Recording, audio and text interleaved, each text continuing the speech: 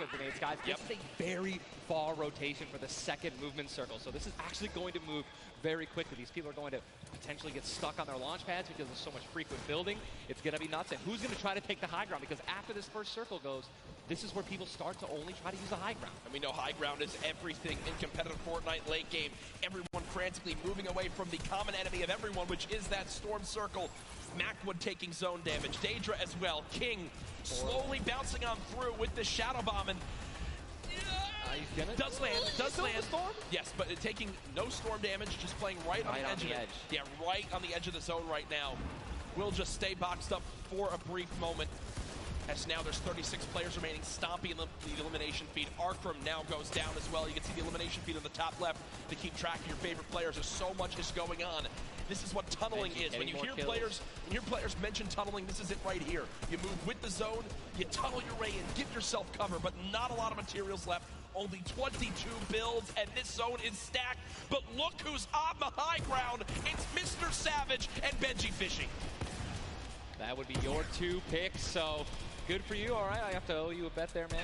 That, all right. Mongrel, unfortunately, do still end with Micho still alive. I mean, listen, people are dying left and right, being eliminated. More Savage just used another shockwave grenade. He already had high ground, though. The question is, are people going to try to take it? You know that if you really want the chance to win this, you're going to have to try to take the high ground off him or have a rocket launcher to just take him out of it. He's just so weakened. Mr. Savage just looks up and beams the player out of the air. It's all Benji Fishy and Mr. Savage in the elimination feed right now. 24 players left in this one. But 20 duos. There's almost no duos remaining, Ninja. Right, it's all solos, and this is kind of what's going to happen, man. Mr. Savage goes down. It's up to Benji, and listen, Benji's been in this position before. We know he can handle it. Nitro's still in the game as well. I just saw him. He looks incredibly healthy, but now taking some storm damage. Benji's just going to try it. Look at the materials. Not a lot left. They're only using their shadows. I think he has one build left. Yep. That's it. That's all he has. He's got 10 total builds. 10 total builds. He's just trying to outlast as many players as possible. Remember these placement points. We've made it into our top 10 duos. Now into our top 8. Zayt and Saf now. Zayt and Saf now on the high ground. This game. One of the few, the only duo left. This has a Zayt and Saf win written all over it. Mitro, Mongrel's duo, was all by himself from very early on. Still alive in this one. 40R Storm now getting beamed. Can the North American duo of Zayt and Saf close this out? Raining down fire from up top. You see the frantic builds coming in. Benji Fishy goes down. Mega, Mitro, and Scarlet on the low ground. Shots still coming on in. Zayt and Saf just sitting pretty. Nitro just got a double, I think. Mitro 5 limbs. Tries to get it done. Not enough. Zayt and Saf. 2 versus 1. Will they take game number 1? Yes, they will! Zayt and Saf had the high ground, and they used it the entire game. Rain fire from above. We're able to pick up 5 limbs plus 10 placement points. That's going to be 15 points. Game 1. Talk about a monster game number 1. You saw the immediate reaction. They know how key that was. And I've watched so many games of competitive Fortnite, Ninja. They were the only duo left with still like 18 players remaining. Yeah. When they get the high ground like that, they send 1 player down to get close. Scarlet was already weak, and there's just no shot. In the end, the veteran players of Zayt and Saf take game number 1. And, you know, Ninja, that was a big topic of conversation. Players with LAN experience, players who've been around the Fortnite competitive scene at these major events for a long time. Will they let the nerves get to them? Guess what? The answer is no. Zayt and Saf take game number 1. Kept their composure. It was absolutely incredible to watch, man. And seriously, these guys have been absolutely dominant in the World Cup qualifiers online. And it's only fair that they continue to show their dominance here at the actual World Cup stage. Brilliant performance. You know that their game plan is always last as long as possible. Absolutely. But the fact that they made it through those storm surges, even with them not getting very aggressive, they had 0 limbs down to those final few moments. Mr. Savage and Benji Fishy, we have to talk about them for a second as well. The European young duo. They were on the high ground. It was looking good, Ninja, but so many players focusing them, the shockwave grenades as well, and they had no healing left. It's unfortunate, man. We have a group full of these players who are literally the best in the world. They know exactly how to win, right? So if they don't have the high ground, they know that whenever there is a moment that they have to shoot the high ground out with rockets, shockwave grenades. I think that's actually what happened. I think someone shockwaved up and knocked them off the high ground. Yep. But when you have shield like Zayt and Naftade at the end there, and that high ground, I mean, it's over, man. What a sigh of relief. Incredible, for those two. Incredible first game. And we're only just getting started. We're only just getting started. Remember, 6 games being played today in the duos competition, in which $15 million will be rewarded. Tomorrow, we do it all over again, except with solos. So you'll want to stay glued to the streams here for the Fortnite World Cup Finals live from New York City. Use the hashtag Fortnite World Cup. Get involved in the conversation. Send Ninja and I your thoughts after game number 1. Who surprised you? What are you looking forward to in games 2 through 6?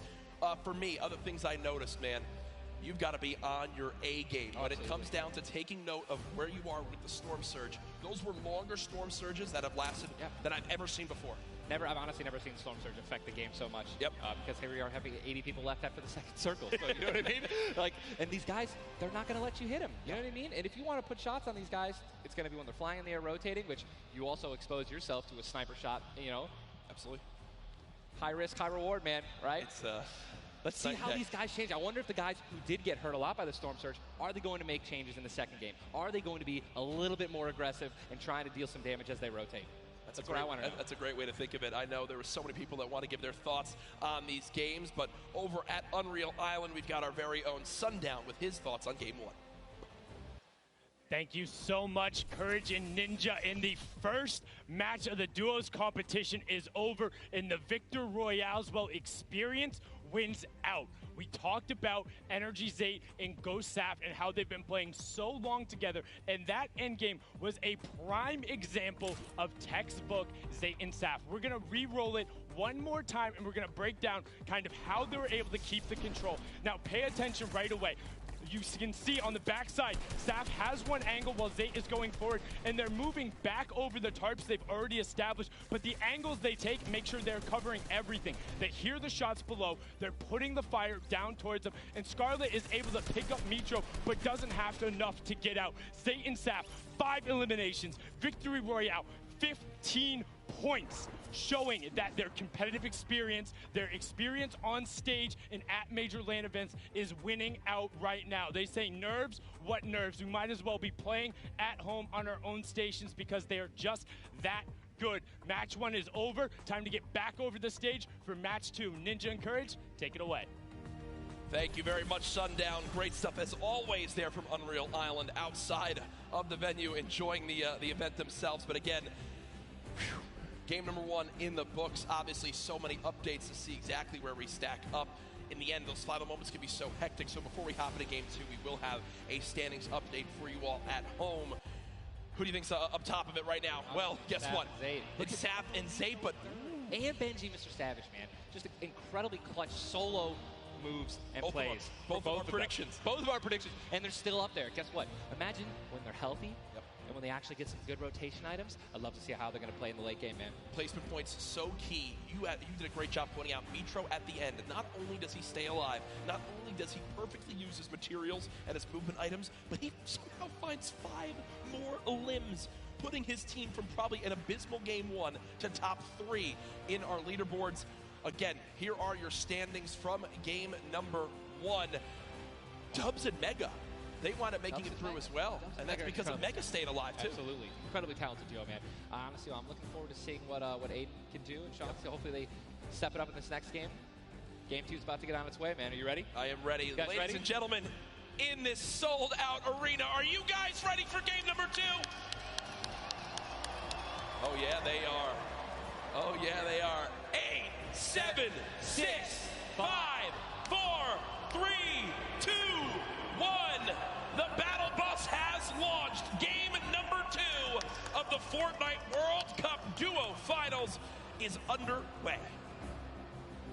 Again, I'm just going to keep saying it, the most nerve-wracking part of any competition, but definitely Fortnite for me, is the second you jump out of that bus. Yep. Right? Once you hit the ground, once these players hit the ground, they're going to definitely have hopefully less nerves, going to get back into the flow, back into the farming mentality. And man, I'm looking at these llamas on my screen. I'm just hoping that they find them. There's nothing greater than finding the new upgraded llamas at 350 mats. Dude, they're insane. And they're everywhere. And look, wait, can we look at the map? Look at the north side. You've got 3 llamas in a very small area. Llamas. And many players have gotten better at spotting llamas from very, very far away. I mean, the one thing I tell, I was telling my teammate Malachi, I was like, listen, man, sometimes you just actually have to tell yourself, hey, we should probably look for llamas as we're flying in because, you know, usually you're looking for players who's going to be landing next to you. But if you actually keep an eye out for that adorable pink, purple, and blue llama. And there's one. I mean, look, you're just going to get rewarded with shield, rotation. There's shadow bomb storm, campfires, minis. I mean, these are incredibly valuable. And remember, materials get capped at 500 of each type. So when you get 350, it's done its job for you. You can spend much less time looting and, farming, and much more time looting. And look at Zayt perfectly using the Shadow Bomb Ninja. For players at home who are wondering how he just used it for way more than the 6 seconds it actually lets you use it for, explain a little bit of staying on the side of the mountain. Yeah, all you have to do is just continue that jump animation. That's going to trigger the double jump. And as long as you don't touch any solid ground, you're going to be able to continue to double bounce back and forth, man. It's an incredible use of the Shadow Bombs, and you're probably going to see a lot of players do something like that in the late game off of other people's builds, and which is way more difficult to do that off a mountain, by the way. For sure, as we now take a look at the storm is landing side of the map, and this storm is very far. Great point to bring up there. We can see on our side, the zone right now basically gets cut off at Dusty Divot and Neo Tilted, and the rest of the north side of the map are in play. So everyone near the middle and south side will have to move, and you see in the elimination feed very early on, Elevate does get cut down. So a tough start for the duo from 100 Thieves right there, as you've got to wonder if Arkram's still alive. Either way, though, Daedra and M11Z looks like they have players down in Loot Lake. In Loot Lake, Lucky Landing, and they do have a duo nearby. Looks like they're trying to obviously back away while continuing to farm up. Lucky Landing is not really a 4-person landing. When more than two people land here, one of them is going to be leaving a little bit handicapped. And Yu Wang in a fight right now, popping that last big shield, so all of his damage that he will take from now on will be permanent unless he gets an elimination and gets... Look at how good these stink grenades are right now. Scram and Mexi have lost so much HP off the start of this one just from getting ticks. The spray does come on through. A third party, though, beginning to shoot down on a Yu Wang. So another player putting their attention towards this fight. Trying to line of sight at Snobby, but KBB does go down. It's now Yu Wang all by himself, and no materials left, Ninja. He can't even take a wall. They're really, this is an abysmal position to be in. Yu Wang knows that. Trying to fall back to his teammate to maybe sneak a revive, but I just don't see. A lot of these players really are kind of hesitant. You know what I mean? They don't necessarily want to push. There is a third party now. They don't have a lot of shield. Are they going to get off the right play? They're going to push forward. Yu Wang no shield, and he's going to get the double. He's going to get the double and the revive on KBB. And there was some delicious shockwave grenades that just slid down the ramp. Yu Wang takes them down. The 4 builds left. I believe there was some help. The shots that came in from that third team getting nearby, which weakened them at first. Yu Wang gets the cleanup on the last one right there. What a swing for the duo. Shot does come in onto Keys, though, as another fight going down just outside the desert side of the map. Keys and Slacks up against 2. Running out of materials already, and guess what? These guys are at the farthest point of the storm. Yep. So this is not, they can't afford this fight, right? The longer this takes, they're not going to be able to get materials. They're going to be burning all the materials in this fight right now. So they're definitely going to need these lists to make up for it. That was and he does get the knock on Landjock. And Landjock and Punisher went down early last game as well, and it looks like Landjock will suffer the same fate here. Upgraded combat shotgun, you know he's going to take that. Punisher trying to make some plays here. Still, now it is a 2-on-1 situation. Just need to play the numbers advantage. And again, Storm is about to start moving, so they're going to have to make some plays sooner rather than later. No ammunition. Very few builds. No shields. This spells disaster, and Punisher goes down, and there's the frustration in the player camera right there. Slacks and Keys, 2 quick eliminations. But you mentioned they can't afford to do that. It takes so much time in that fight. They've got to go very far still. Now over to Neo Tilted, Clicks and Skeptic in a fight. Got some shield. Doesn't necessarily want to use this mini to only get a 10. And he looks like he's trying to obviously take some all to help his teammate out. No, he's getting taken. With the trap kill, he's going to get the knock. Unbelievable, incredible place. Bad Sniper goes down, and now he's continuing to branch out. When you guys are in fights like this, you always want to do exactly what he's doing right now, which is branch out, continue to build these little 1x1s with pyramids, try to confuse your opponents of where you actually are healing up.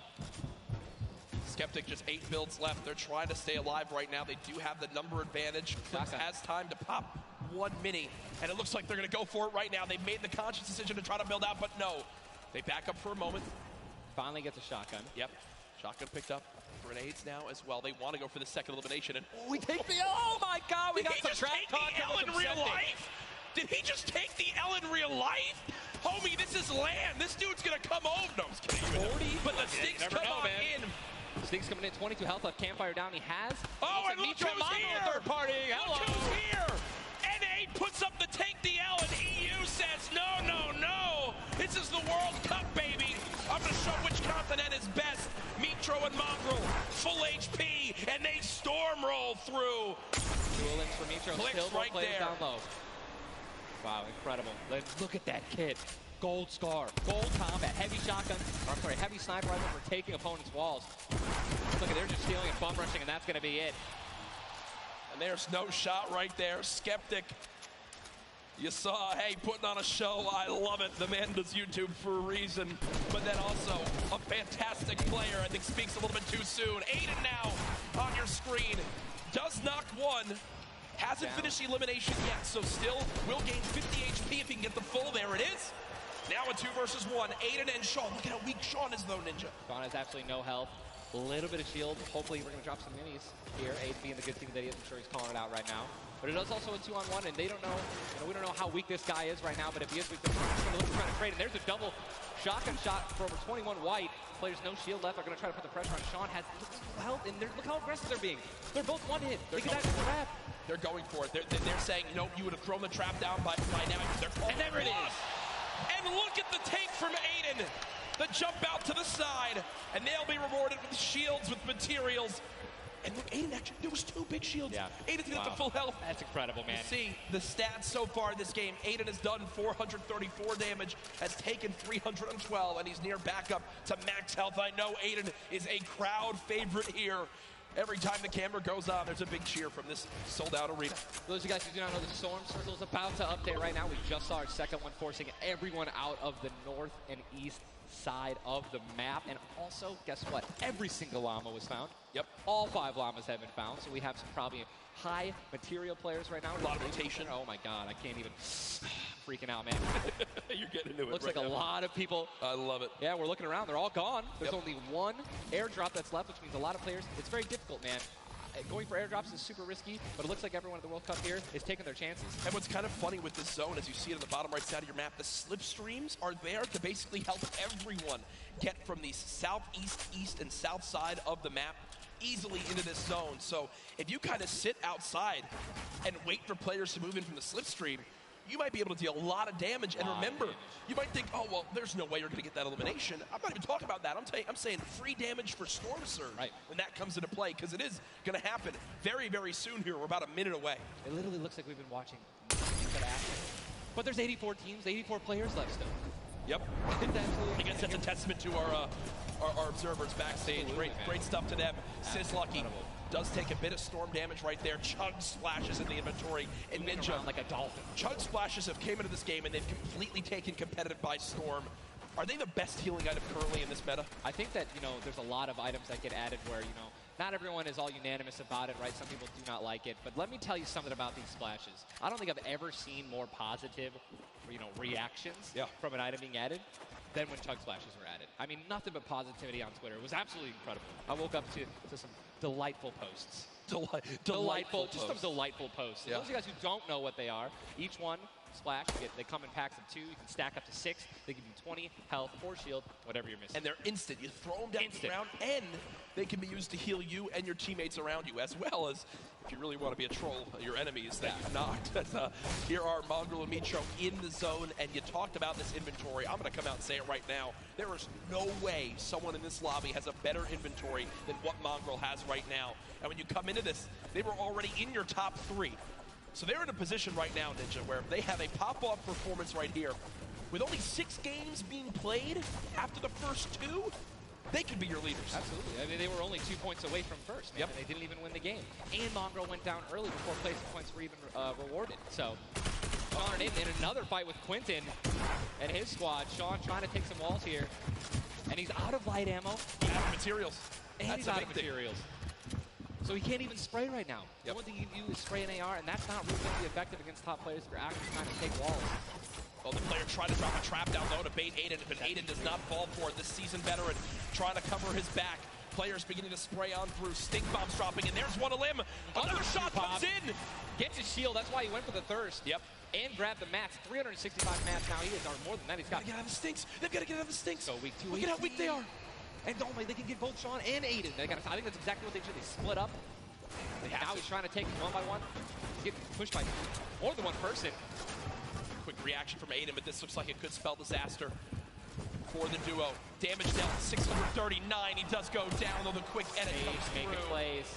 Now it's up to Sean. Can he clutch it? Only 2 HP. Got some minis. Picked up some ammunition now for his minigun. But looks like Spades is just way more healthy. And obviously there's 3 other players who are around him as well. So what's he going to do? Looks like he's going for high ground. Smart play, but he's out of mats. Oh, no, he does. He's got wood. He's good. We both freaked out. Going to put himself in a nice pyramid. For those of you guys who don't know what a brick or a metal pyramid. Big thing to note. Look at his zone. He has to push. That's it. He has to push. He has 52 health, but the zone is right at his back. He's got to go. Don't even worry about Storm Surge. They're 446 above as well. Has a shot, and he's going to be taken down. I mean, that's just the worst position to be in any competitive game, is being weak, low materials, low health, and being forced to push in. Every time you watch Aiden and whoever he's playing with, they are always the most aggressive, it appears. Yes. If you remember the famous moment, I think for me, arguably one of the most famous moments in Fortnite competitive history was the Nick Merckx and Aiden duo, where they made it into the big bonus about a year ago. Oh my God. And a crowd popped off. Well, they're always scrappy getting into eliminations. Here, the stat popped up for a second. Aiden and Sean had done 680 damage in the game. The average in the lobby was 80. They were 600 above in this lobby already. Unfortunately, though, when you fight that much, there's a higher chance of you going down. Speaking of potential fights, here's Sizlucky and Brush, who we saw earlier on in the last game at Fatal Fields struggle to stay alive. Now in another tough spot, as they're both low on shields and low on health. Decent rotation items, 2 shadows on the launch pad. Again, I always want to keep stressing that, because if you guys have some launch pads, even one shadow can get you into another zone. Right? Yep. It's going to hopefully get you those placement points that you need, or even put you in a position to get some eliminations. But yeah, as you said with Aiden, we mentioned earlier, are people going to change how they're going to play, right? Are they going to do anything different here at the World Cup? And guess what? I'm pretty sure we can say that Aiden's squad is not doing anything different. They're being incredibly aggressive. They're putting the damage down. And unfortunately, there were just too many players who took advantage that they were weak. And that was the top 5 leading into this game. You see it updated again right there on your screen of where the leaderboard is at the moment. Mitro and Mongrel staying alive, in a great spot, holding this pyramid edit. And for people at home who might not know, he's not exposed right there, right, Ninja? He's peeking through his build. Correct. As you guys are peeking through a pyramid, you hit edit on it, you cannot be seen, right? And you can also see through it. It's a very amazing feature. Fortnite Battle Royale. Fortnite Battle Royale, the ultimate Battle Royale experience. Ultimate Battle Royale experience, man. Blue T is in the storm, taking damage, a lot of damage, and he's still going to be rotating. Road taking damage as well. Thomas going to have to make some plays. And there goes Road. He actually just got knocked. 66 players remain. And this storm is kind of moving a little bit away from Pleasant Park. But it's once you have a high ground mountain in play, I mean, I'm wondering if it's going to go north. There's 3 high ground mountains in play. And really mixes it up late game. A drone ship that people can wind up going on top of, and those are brilliant to use. Oh, absolutely. If you guys can get up on top of those, guess what? You have ultimate high ground on the map without having to place any mats. Yep. It's incredible. You can't get sniped from above, and you can deal as much damage as you want. Also, it's incredibly difficult to shoot players that are up there. 100%. But it's important to know that after the 5th circle closes in, those air vents will stop working. So if you don't have any rotation to get down, glide or redeploy, anything like that, yikes. That's a massive yikes. So you have to pray that someone puts a launch pad down underneath it somehow. Yep. And go for it. Yeah. Just risk it all. Most of these teams will mess that up. Now, we talked about our Game 1 winners, the team that took home the Victory Royale, which is, again, 10 placement points, the max you can get for placement in these games. It was Zayt and Saf, and they're currently set on up in this zone for the moment. Did they just get the zone as well? Are they the yellow team in the minimap? I mean, they're close enough for sure. I can see. I think, no, they got to rotate a little bit, but look, they got 4 shockwave grenades. Yep. And they'll be all right. They'll be able to make it happen. Airwax and Peacock, man. Here we go. They have to rotate the farthest. Look how many stack players are on this side of the lobby right now, and they're all going to have to move very soon. Yeah. Arkram and Falconer have a tough rotation ahead. Slacks and Keys. Watch them fight a little bit earlier on against Landjock and to pop Punisher. those heals till his teammate comes in. Yep. No, he missed one. Did miss.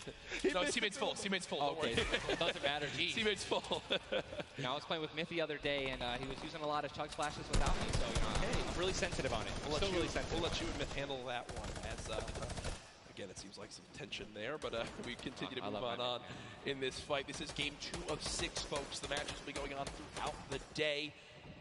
62 players left in this one, 35 duos. And you see Arkram and Falconer. It looks like they did a duo shockwave to try to fly across the map together. Good teamwork. As the frantic rotation begins to move on in, more Storm Surge will soon begin to come into play as well. Jack, I have a question for you, man. Yes. Once these circles start closing in, they're so small, what do you think is the play? To rotate in right away once it's revealed if you're far out, or to wait and be the last team? For me, it completely comes down to what you have left, what you have in your inventory, where you are at, the leaderboards as well.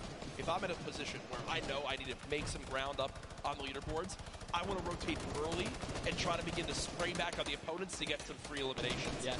If you get the zone on you, you begin to just build on up and get that height so you can spray on down as well.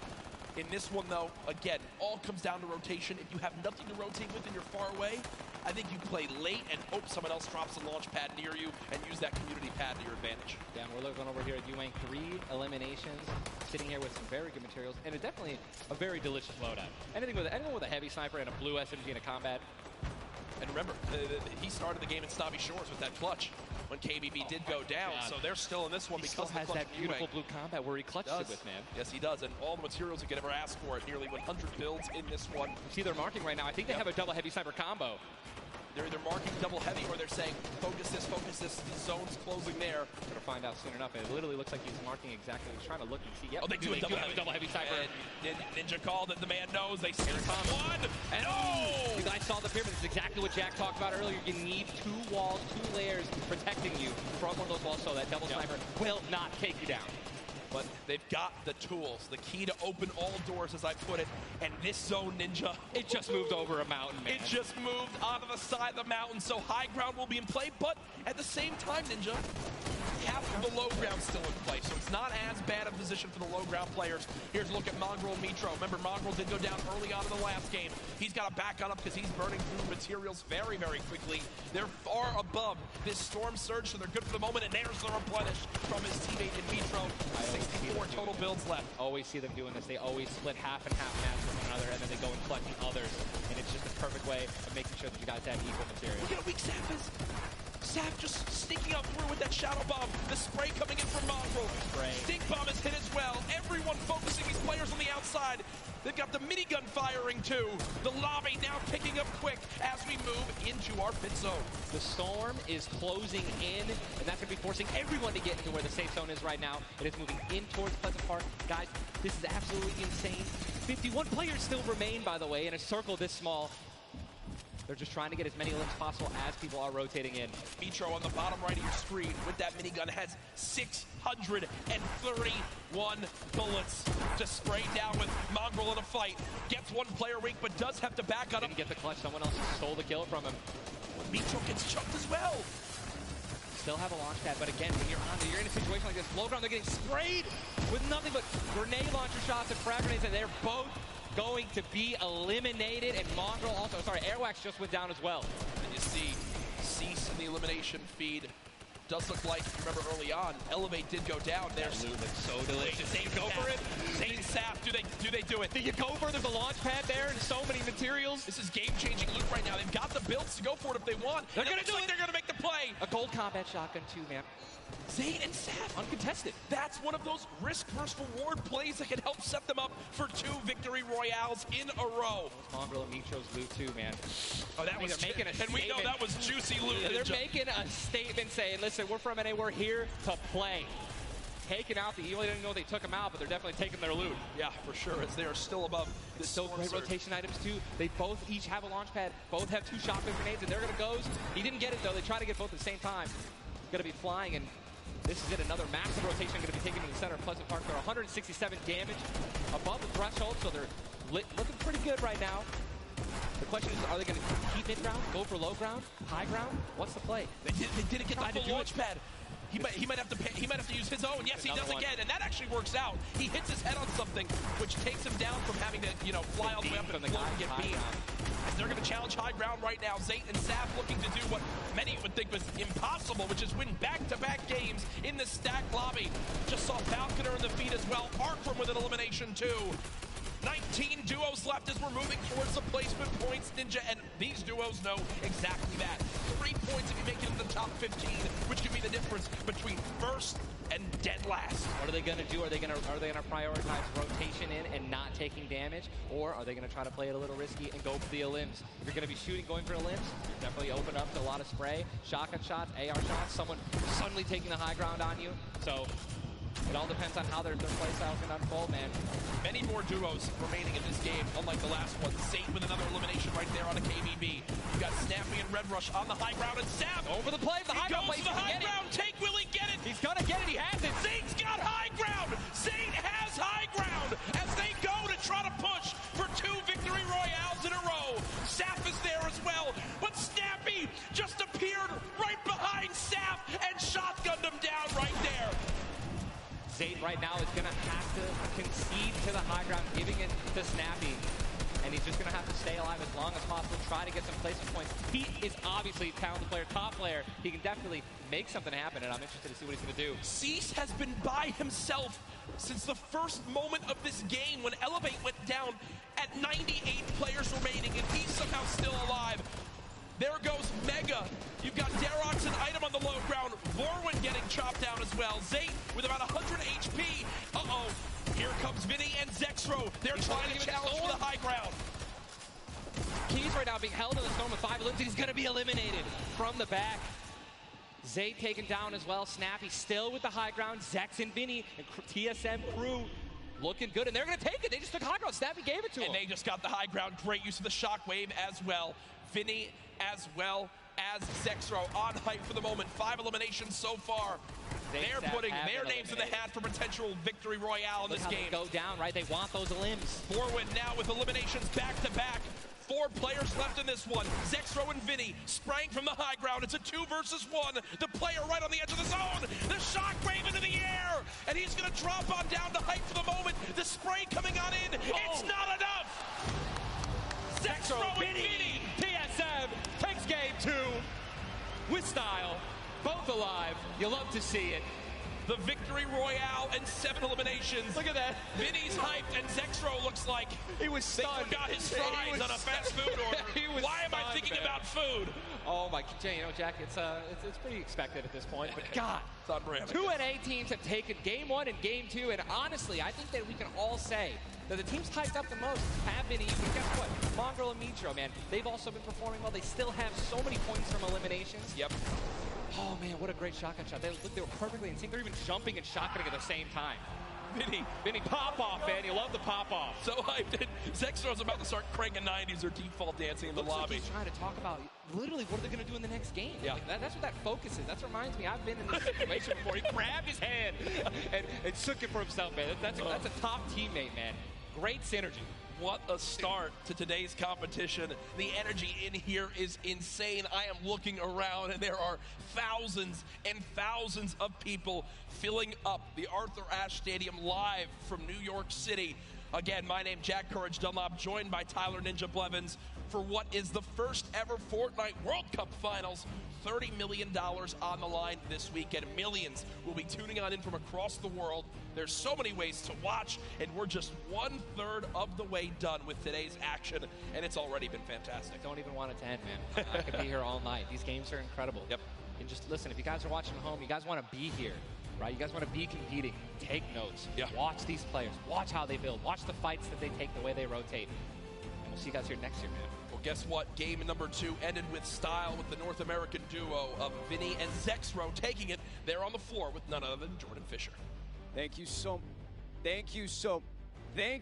much, Courage. I appreciate that. NA showing up and taking care of business. Games 1 and 2, Vinny and Zexro with a fantastic in, both together, which is an incredible thing, right? Walk me through the just in-game for you guys. So the comp's kind of hectic because of the noise, but we're just really good at playing together. Like, we're the longest duo that have played together, so yeah, we're just not Great. Fantastic work, guys. Back to you, Ninja and Courage. JD! Thank you so much, Jordan. The duo of Vinny and Zexro, you know, they've always been known as being so aggressive. Yeah. From all the times we've seen them in these competitive tournaments. While they might be some younger players, they've definitely been around the block here in competitive Fortnite. Again, you just see them, just like a lot of other talent here, always at the top of the duo qualifiers every single week. Even though they already qualified, they continue to keep playing, and practicing. Guess what? They just took the game number 2. You got to be pumped right now, man. Once you win one of these games, you can't let up, though. Again, and that's why I love that energy. Zex was immediately just, I felt like he was just talking about, what are we going to do next? Hey, man, good job. We won that. Let's do it again. Yeah. Right? How are we going to change? Maybe even do better somehow. Get more limbs in Game 3. No, for sure. And they know that. They're not going to take their foot off the gas pedal. Folks, we have our standings after game number 2. Where are things playing on out? It is still Zayt and Sap at the top. Dubs and Mega at 18 points in second. Zexro and Vinny, with that performance, go from 0 points up to 17, Ninja. And that is the beauty of how this plays on out. Anyone could have a pop-off game and come right back. Mongrel and Mitro still in your top 5, as well as Serpent Hype, Darox, Item, Forwin and Tux, Snappy and Red Rush all there. While Zayt and Sap do have a nice little lead right now, nobody is safe from the rest of this lobby. I'll tell you that right now. I mean, just take a look at the points, Courage. You got 11 points, right? Benji and Mr. Savage, they fell out of the top 10. But look at that. Storm and Epic Whale, 12 points. Daedra, M11Z, 12 points, 12 points, 12 points. All they need is 2 or 3 points, 2 or 3 extra eliminations right there, and boom, they'll move up 6 places. Yep. You know what I mean? So it's still anyone's game, all right? 2 pop-off games, 1 pop-off game, boom, you're already in the top 5. Remember, if you get 50th place or 11th place, from that whole time in between, you win $100,000 as a duo. Still. But if you go from 10th up to 1st, it jumps all the way to $3 million. So everyone, eyes on that top prize. We are just 1/3 of the way through the action today, but I know we've had a lot of fun up here, Ninja. What an absolute blast. Ladies and gentlemen, here, man. Can we give a round of applause to Ninja for hopping in for some guest casting? What a great job. Thank you, man. Always a pleasure, brother. Pleasure to be here. That's going to do it for us for now up here on the caster desk, but I know Zeke is down on the floor with some notes for you all.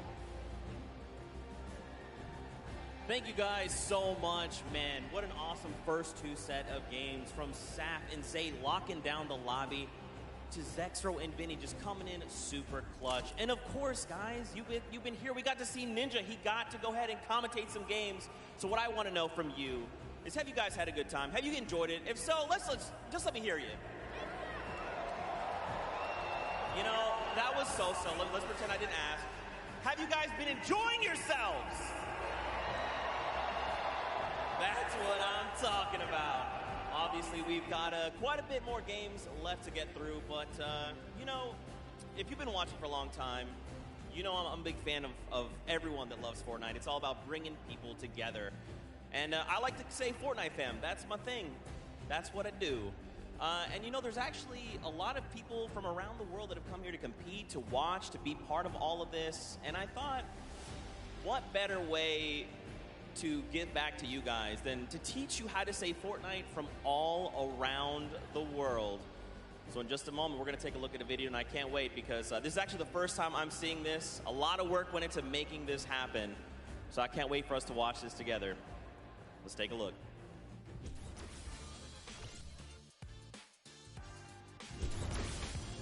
Hello Fortnite fam. 포트나이트 팬 여러분들 안녕하세요. Привет, Fortnite семья.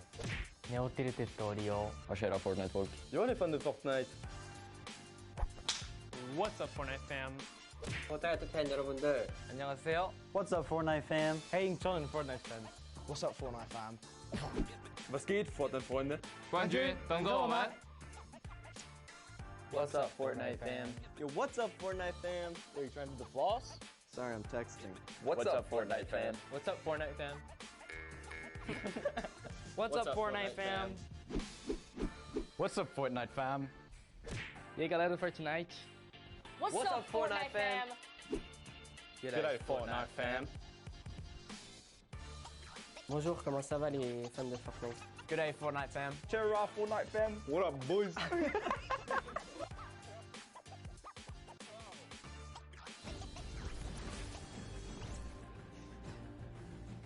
That was even better than I thought it would be. Just embrace it. We, as a collective, are the Fortnite fam. Get used to it. We're here to stay. Now, guys, you know, there's a few more things I want to take a look at before we hop back into the next game. One of the things to kind of do if you're here or if you're at home, you've been watching, Ninja actually had a pretty dope hoodie, a World Cup kind of exclusive hoodie. Would you like one of those things? Would you like one of the crazy World Cup shirts that we have?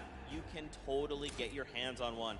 Head on over, retailroad.com. Get yourself a nice shirt. We got some hoodies. We've got hats. We've even got the little drone that's the battle bus. It looks amazing. The top balloon is actually the drone, so you've got the bus that's literally flying around.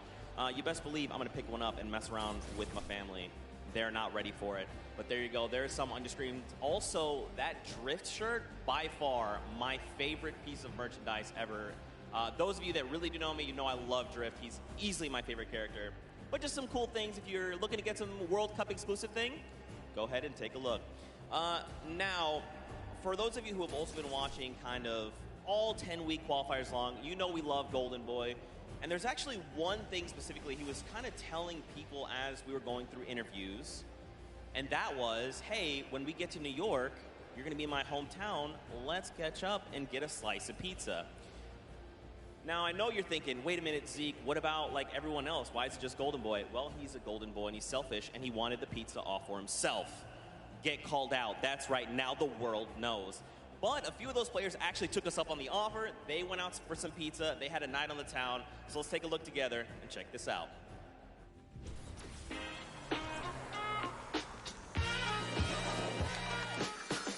New York City. We got the Statue of Liberty, Central Park, the Empire State Building, and the first ever Fortnite World Cup Finals. I couldn't be more excited about the greatest Fortnite players from around the world coming to my hometown to duke it out. But before the action started, I took World Cup qualifying players Aiden and Chinkin out to show them the Big Apple, starting with PC Gaming Cafe, Waypoint. What's up, boys? Hey. Welcome to Waypoint. Good to see you. Good to meet you. Good to meet you. All right, fellas, let's go and grab a drink. Let's go. All right.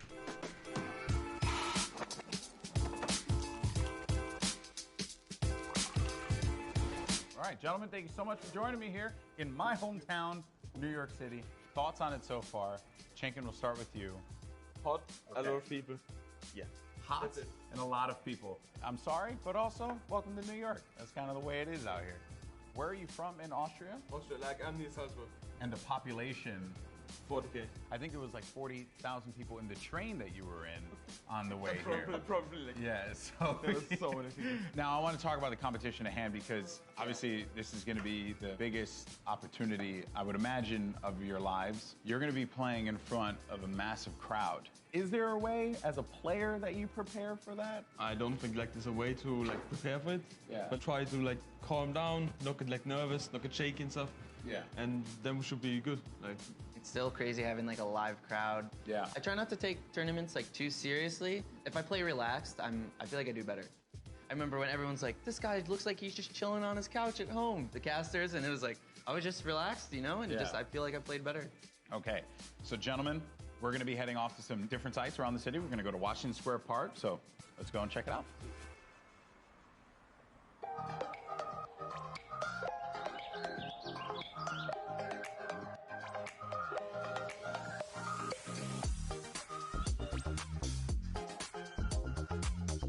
All right, so now here we are in Washington Square Park, gentlemen. And I love the fact that we've conveniently set this up. I don't know what these pieces would symbolize. I don't know. I'm not too sure. Is it like king or queen? While we have this here, let's talk about competition.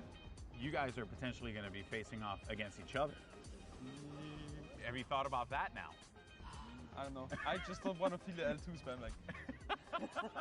Oh, you don't want to feel the L2 no. spam? I've watched them play a little bit. Him and Stompy, they're very like, I've seen them play aggro before. It's pretty scary. So if you have chemistry where you can play without even talking, you guys know what you're gonna do. That's like, a team like that's gonna win. So what you guys are gonna experience this weekend. This is the first Fortnite World Cup. You're going to be playing for millions of dollars, potentially. Has that even set with you guys yet? Even if it's not me, I'm thinking there's going to be millionaires after this tournament. Yeah. There's going to be millionaires. Life-changing money. I try not to be, I'm not like greedy about it or anything. It's really nice to see like people that nobody know about and they could just blow up off of this. All right, I'm gonna dive more into that, but I think it's time to get a slice of pizza.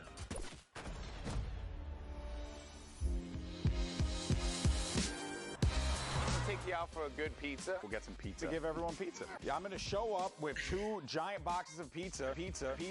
Say I won't, Bala. Say I won't. And I kept telling people, hey, I want to get a slice of pizza with you. You know, all the players, and they all ignored me. You know? So thank you guys so much for coming out. I really appreciate it. Obviously, this has been an incredible journey for you all. You're now on the precipice of one of the biggest events in the history of all competitive gaming. I'm happy that it was a fair chance for everybody, you know, open qualifiers. Yeah. You could have no exposure, but if you're good, you get in the tournament. So yeah, I'm just really thankful to be here, and I'm going to enjoy my time here. Yeah, we just try to like make our fans happy. I'm really looking forward to play on the stage in front of 100,000 people. Do you feel like the fans and how they've been supporting you all on this road to this, do you feel like that adds a little bit to this pressure?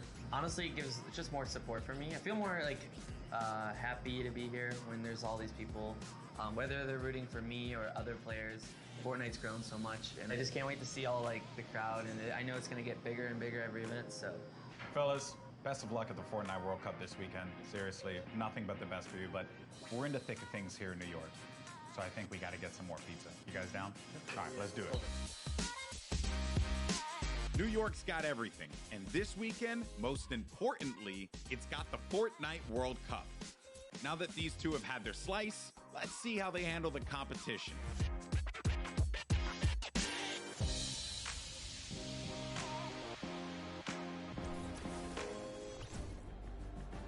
Good guy, golden boy. You gotta love him. You can't not. He's just the best, and it's really cool that he got to go out, hang out with Aiden, get some pizza, and, you know, just tour New York. You love to see it. You love to see it. Now, guys, there is actually a dynamic duo that we want to talk to. We actually have Jordan Fisher standing by. He's going to be chatting with Nix and PF Zin. These guys qualified back from the Brazilian region, and they've got some things to say. So, Jordan, let's go over to you. Thank you, my friend. I've got Nix and PF Zin here. Nix, you have been absolutely dominating in the last few weeks, especially where the solos and the duos are concerned, being the first Brazilian player to qualify for the World Cup. Can you talk to me a little bit about the dynamic that the two of you share as partners? Nix, você estava dominando nas últimas semanas, principalmente para os qualifiers da World Cup. Você pode falar um pouco sobre a dinâmica de vocês? Eu e o PFzinho costuma jogar bem agressivo e tentar pegar o máximo de eliminações possível. PFZ and I, we try to play as aggressively as possible and get as many eliminations as we can. As you should in the name of Battle Royale, right? Now, PF Zin, you seem to balance out the fiery kind of loose cannon nature of Nix, who is obviously a dominant player, you know, kind of helping him set up for a solid in-game. What's it been like to work with such a young and fiery player like Nix? PFzinho, você parece que você consegue contrabalançar o estilo bem incendiante do Nix. Então, como é que é isso para você fazer esse lado mais balanceado da dupla? Basicamente eu tenho uma role de suporte, então eu meio que fico nas backlines e ele vai na frente. Quando a gente tem o high ground, por exemplo, ele tem a função de ficar embaixo matando todo mundo e eu controlando o high ground. Basicamente é um lado mais estratégico, enquanto ele é o lado mais agressivo. Basically, I have more of a support role. Whenever we're in high ground, I'm just more in the background supporting him. Like he has a more aggressive role. Setting him up. Yeah. To fire the loose cannon at the end. It reminds me of the very W key in a West that I play on all the time, and that has really, you know, just got me cranking my 90s on a regular basis. You know about that courage, right? Am I right? Back to you. Whoa. Jordan, it's back to me. Come on, courage. He's just found the chicken parmesan. Someone whispered the word and he went running. You hate to see it. Also, big shout out to Nix and PF Zin. I actually chatted with Nix very quickly. He walked up and was like, "Hi, I'm Nix." And I'm thinking, this guy knows how to talk. So I talked a bunch of stuff, told him how much I loved him. Turns out he didn't understand any of it. So I had to get a translator and tell him that I love him. But that's how things go. Now, of course, guys, I know what you want. You want more games. We have 4 more on deck. So I think for now, we're going to send it back up to Golden Boy and Monster. They're going to get us into these games. So how's CJ Mike Realm? Play us in.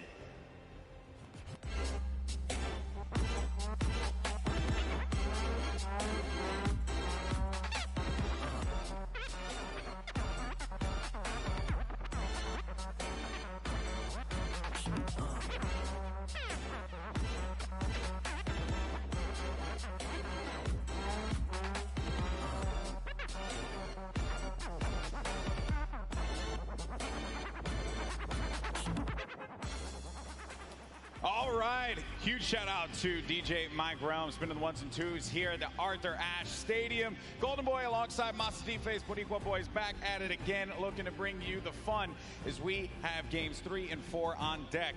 And so far, this has been one of the most exciting events I've ever been to. That game 1 was ridiculous. Game 2 did not disappoint as well, Monster. No, it didn't. I thought for a second there we're going to see back-to-back performances from Zay and Sap. And I mean, we honestly did. Everyone that was in the top 10 contestant, even Miz and Daedra, they were performing. We saw them cut it all the way through. And it's that level of consistency that's going to cut the difference in making it all the way through the top 10 and being a World Cup winner. What I've loved seeing is that standings page, top 10. International through and through. You got the Japanese players popping off, European players popping off, players from New Zealand. Everyone's putting in every little bit they can. But folks, it's now time for game number 3. The players are all loaded up in the battle bus, and we are about to take off. Let's see who's going to get that much closer to raising the trophy and being your Fortnite World Champions of Duos. Here we go. Keep it going, Golden Boy, because we are jumping into game 3 as these cameras populate. Your favorite competitors are here. They've made it this far. It's the duo competition. If you were nervous before, hopefully they kicked the bucket over this little break here, and they're back, and they're recuperating. I know I practically kicked the bucket after Vinny and Zetro won game 2, man. I was feeling it, man. It was nuts. And there they are on your screen. So the drop for the bus here, it's going to be a north to south one going right over that ice biome. It's going to cut pretty much center of the map there. And Vinny and Zextro, I'm very happy that they're performing this well, Monster. This is a duo that had so much success. Even going into the World Cup qualifiers, we all were like, yeah, this is a duo that definitely should make it. This is a duo that, hey, they could even win the whole thing. Yeah. Then tragedy struck as Zextro had a few problems with you know, arthritis and different things with his hands. And I'm make sure I'm getting that right. And I'm just bummed out about that. Good to see them here showing up, man. That's huge. I mean, that's what you expect of our competitive veterans, specifically Zextro, Vinny. They go back to as many of the LAN tournaments that we've seen, as does Zay and Sap. But anyways, look, in here we have UN KBB. He's going to take down Mexi. Is Scram close by? Is he close enough?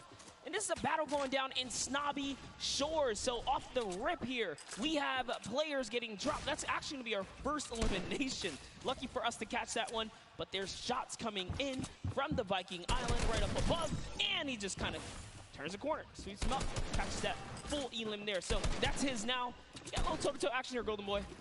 Very rough situation to be in here, but Zextro now looking to engage in this one. Potentially here is going to have... We're going to go over to his POV now. Kind of get, it's a little wild, man. It's like just getting the bearings all together here, I think, for the players as well. That moment where they can just have that conversation. What are they going to do? How are they going to just implement their strategy going into the next game? What is that strategy going to be? Do you mix it up? Do you change your drop spots? These are things that are going to be so important for these players. The time that they can take to just communicate with one another. Now, Scram looking to be potentially in a world of hurt here. We heard from Nyx, PF Zin earlier on. This is the Brazilian duo. I don't think they know that. Yes, Scram, they're going to be on the hunt for him, so they know that he's around here. They're just trying to sniff him out. Yeah, and if you were in the players' lounge, you could feel the tension, specifically when we brought up the Brazilian duos, the Brazilian players. These guys qualified, and they qualified with heavy elimination. Nyx especially being one of our only players to like literally qualify as hard as you can in the, you know, for the weekend. He was at it each and every week. You constantly saw him at the top every single time. It was so impressive, and also qualified for solo, so we'll be seeing Nyx tomorrow. And then you got Scram. He's got 2 eliminations. but he's just hiding this one out. He hears them making all that ruckus, all the noise around him, and Scram just does not want to give up his position. Perhaps he grabbed his teammate's reboot card. He's maybe looking for that play.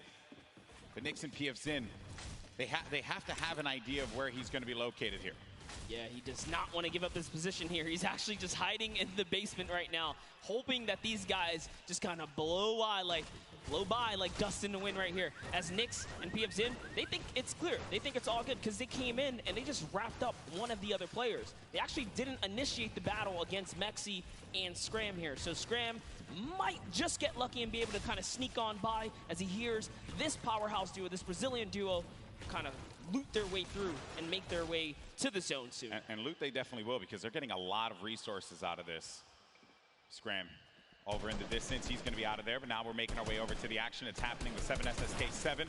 Got Spades and Crims now looking to push on for this fight here, potentially. Got some shots going off. Crims is going to play that overlook position, getting challenged there, and trying to use that advantage from the download, a little bit of that right hand, right? Just see if you can get a peek in there. Does get tagged up, Crims. That guy does back away there, does manage to build out. And Spades is going to force him out. There you go. So they're just right now playing for that positioning, and I like the fact that they're using these, the natural high grounds, right? Get to the top, hold it down. Don't really focus too much on just trying to get in their face quite yet. Give yourself that moment of opportunity and really get a lay of the land, and then going for the engagement. Yeah, absolutely. The best duos will try their best to isolate their opponents, really force them into, very weird situations like this, force the 1v1s, and hopefully get those free shots and then pursue the push here. So again, look at how now they're split up again. So Spades and Crims are doing a great job here pressuring and isolating their opponents right now. And so far, they're definitely dictating the pace of battle here. Yeah, that's what they want to continue to do. They're suffocating them. Plain and simple, right? Not let them get any kind of movement there. I mean, Jamside and 7SSK7, they're having a conversation of what the play is. What is the movement going to be? But Crims and Spades are not going to allow them that opportunity to breathe. That's going to be the down there. Crims managing to knock down Jamside. He's looking for 7SSK7 around the corner, and that's going to be the elimination registered. Both players are going to be out of there. And a big win there for Crimson Spades. What a clean push right there. Crimson Spades have so much to prove here, because when they qualified, they were kind of looked down on, like, wait a second, was it luck? Was it not? No, they're here to show it off and show why they're at the World Cup Finals. But now, hopping back with Miz and Daedra, we saw them have a great game one, came out top 10, and they're still in the running. They're in about the top 10 right now as well, based off of eliminations. Not necessarily picking up too many placement points. They're heavily dependent on just piping up these players at these points of interest. And looks like Lucky Landers is theirs right now. And they'll have that, but let's see. Miz and Daedra. They linger about it. I love the fact that you go to this hot spot here, so there is going to be a bunch of free items that you're going to be able to pick up on. Also, you're going to have that circle advantage. It's right there. So you don't got to worry too much. You can continue to focus on looting. High ground has been lost, though. Miz needs to be careful. Where's Daedra at? He's going to be right next to him, trying to get these angles. So what they have to do, they have to stick together, looking for the sound cues right here. Can they find their opponent, catch a nice little low ground peek right here? Low ground is definitely underrated. If you can just kind of peek out, catch a big shot, you're almost guaranteed a headshot, which is a big multiplier. Yeah, players don't really think about that, right? Like you always see Fortnite players go after the high ground. That's the bread and butter for a lot of players that play this game.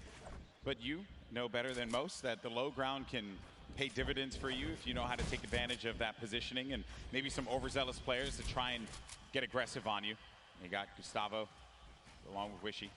I'm actually very interested to see if Gustavo's going to lead this push here, because specifically between these two players right here, this duo, this Brazilian duo, Gustavo doesn't necessarily lead the pushes. It's Wishy. Wishy's the aggressive one here. So he has the ultimate high. He's always looking for the shot. What are they going to do? It's just a nice standoff. Yeah, and that's this whole event, right? Players have just been very cautious about what they want to do. They are not trying to get too aggressive in these fights. They know what's on the line here. Millions in prizing is on the line. You do not want to make a bad decision. Be one of those teams that are eliminated out early on. But Gustavo's going to be putting shots down. Focusing this player, forcing him to actually build up. He has no builds to work with as well. 19 HP remaining and just a hope and a prayer, but unfortunately for him, that was not going to be enough there. Gustavo's out. Wishy isn't going to happen for him either. And Miz, he's feeling it. That's going to be 2 elims for this duo. You gotta love the snarky little smirk right there on his face when you get those 2 points. Smirky. Feels so good. It's really good. It feels really good. And then Volks and Parpy. And look at this.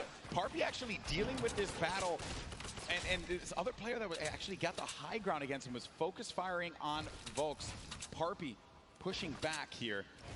I wonder, you get split up like this, but Volks and Parpy, they love playing a very aggressive style. They'll get in your face. They'll box you out if they need to. Yeah, without a doubt, this duo was unmatched when it came down to eliminations in the qualifying rounds. They had the most, actually, and even pulled off a consecutive 5 victories in 8 games to qualify for one of the weekends. Volks and Parpy, another kind of reference to Game 1. They had a great Game 1. We saw them picking up duos, but we haven't seen them necessarily make it through to endgame. All they have to do is kind of slow it down here, and that's what they're trying to do, but being split up is terrible. Also, in the distance, I just want to make note, Wolfie's a very aggro controller player. He's another one. I think that we've seen a fun mixture of players that look to get that safe approach to the game, and then others that just want to take early fights, get some points early on, because maybe they're playing that early game strategy rather than like focusing so hard. Like if you get late game, that's great, but you do want to rack up a few eliminations. Look how low the points are that have been thus far in games 1 and 2. Get yourself a few elims and then maybe manage to make it to that top 15, which is very hard given how many players have stayed alive in this game. Games 1 and 2, we were at what, circle 5? Yeah, circle 5, I think. We were sitting at like 45, 46 players. They're just waiting for movement. Yeah, and that's where that storm surge kicks in, right? Does damage to players. That's when you feel it back. But Crew and Chapman's one of my picks to watch. Have sort of been struggling in the format so far. I guess when the real pressure's on, the environment shifts, right? Everything changes. That's right. Everything changes here, and Crew does manage to get that shot off, or attempted to, with that tactical shotgun. It was not going to get the connection necessary there, but it did put the fear in the player to have to back away. Both players, well, respecting the space from one another. The stinkers come out. Crew and Chapix having to get out of there, and they're going to use those, I believe, the shockwave nades to just fly on out of there. Didn't see the purple over their bodies there, but they were able to fly on out of that fight. Could have gotten real risky for them. I was going to say, that was a respectful disengage. You only got 6 games here, 2 of which have happened. Yeah, that's they right. need big performances. They have to push towards placement and endgame. So good on them to kind of back up. And when you have stinkers, there's no defense against it. You get chunked down right through your builds. It really is annoying to go against.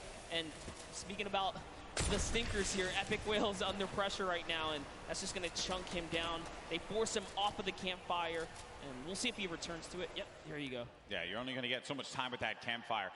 Epic Whale, along with 40R Storm. This is a Week 10 qualified duo. Last moment you could possibly have it happen, and they managed to pull it off. Maybe this could be the game for them. Another dominating duo in the scene, Airwalks and Nikov. Airwalks winning the Pro-Am yesterday 2 times now. This is a whole new ball game. Best players in the world in this lobby. It's not going to be a cakewalk, and he knows that. It hasn't been the best run thus far for Airwalks and Nikov. Yeah, and it was their last final games there. Notice the text right there. The fast track, Airwalks and Nikov qualified for the Fortnite World Cup in their final 7 games. That's intense. They were struggling so close on the cusp every single weekend, so close to qualifying.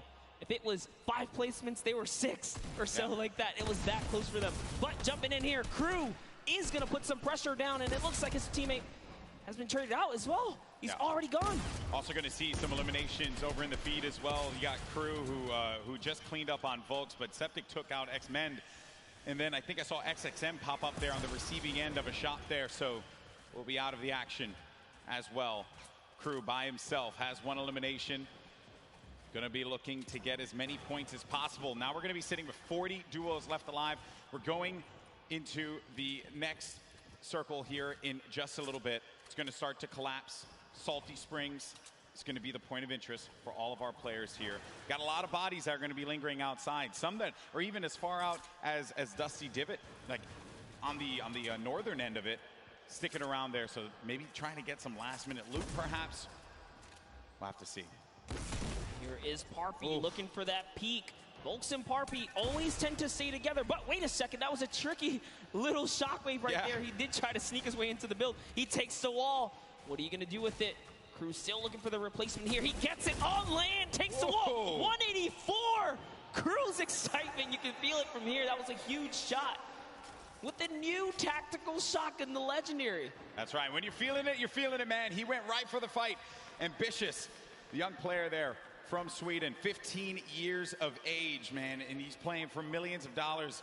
So many of these players, they're just young ones. We have a lot of young fans here in the arena today. Maybe next year this could be them. And then you got a few of the veterans. Zexro, Vinny, saw Nate Hill, as well as Funk Mongrel, Mitro, Aiden there in the corner of the screen. And back over to our Game 2 winners, Zexro and Vinny. No eliminations to their name thus far. I mentioned Wolfie's the aggro controller player. He went right for Nyx and just take him out on that one.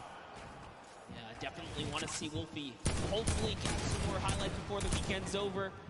Touch base with him. He's a great kid, definitely enthusiastic about being here at the World Cup, and he feels totally prepared. He's ready to represent.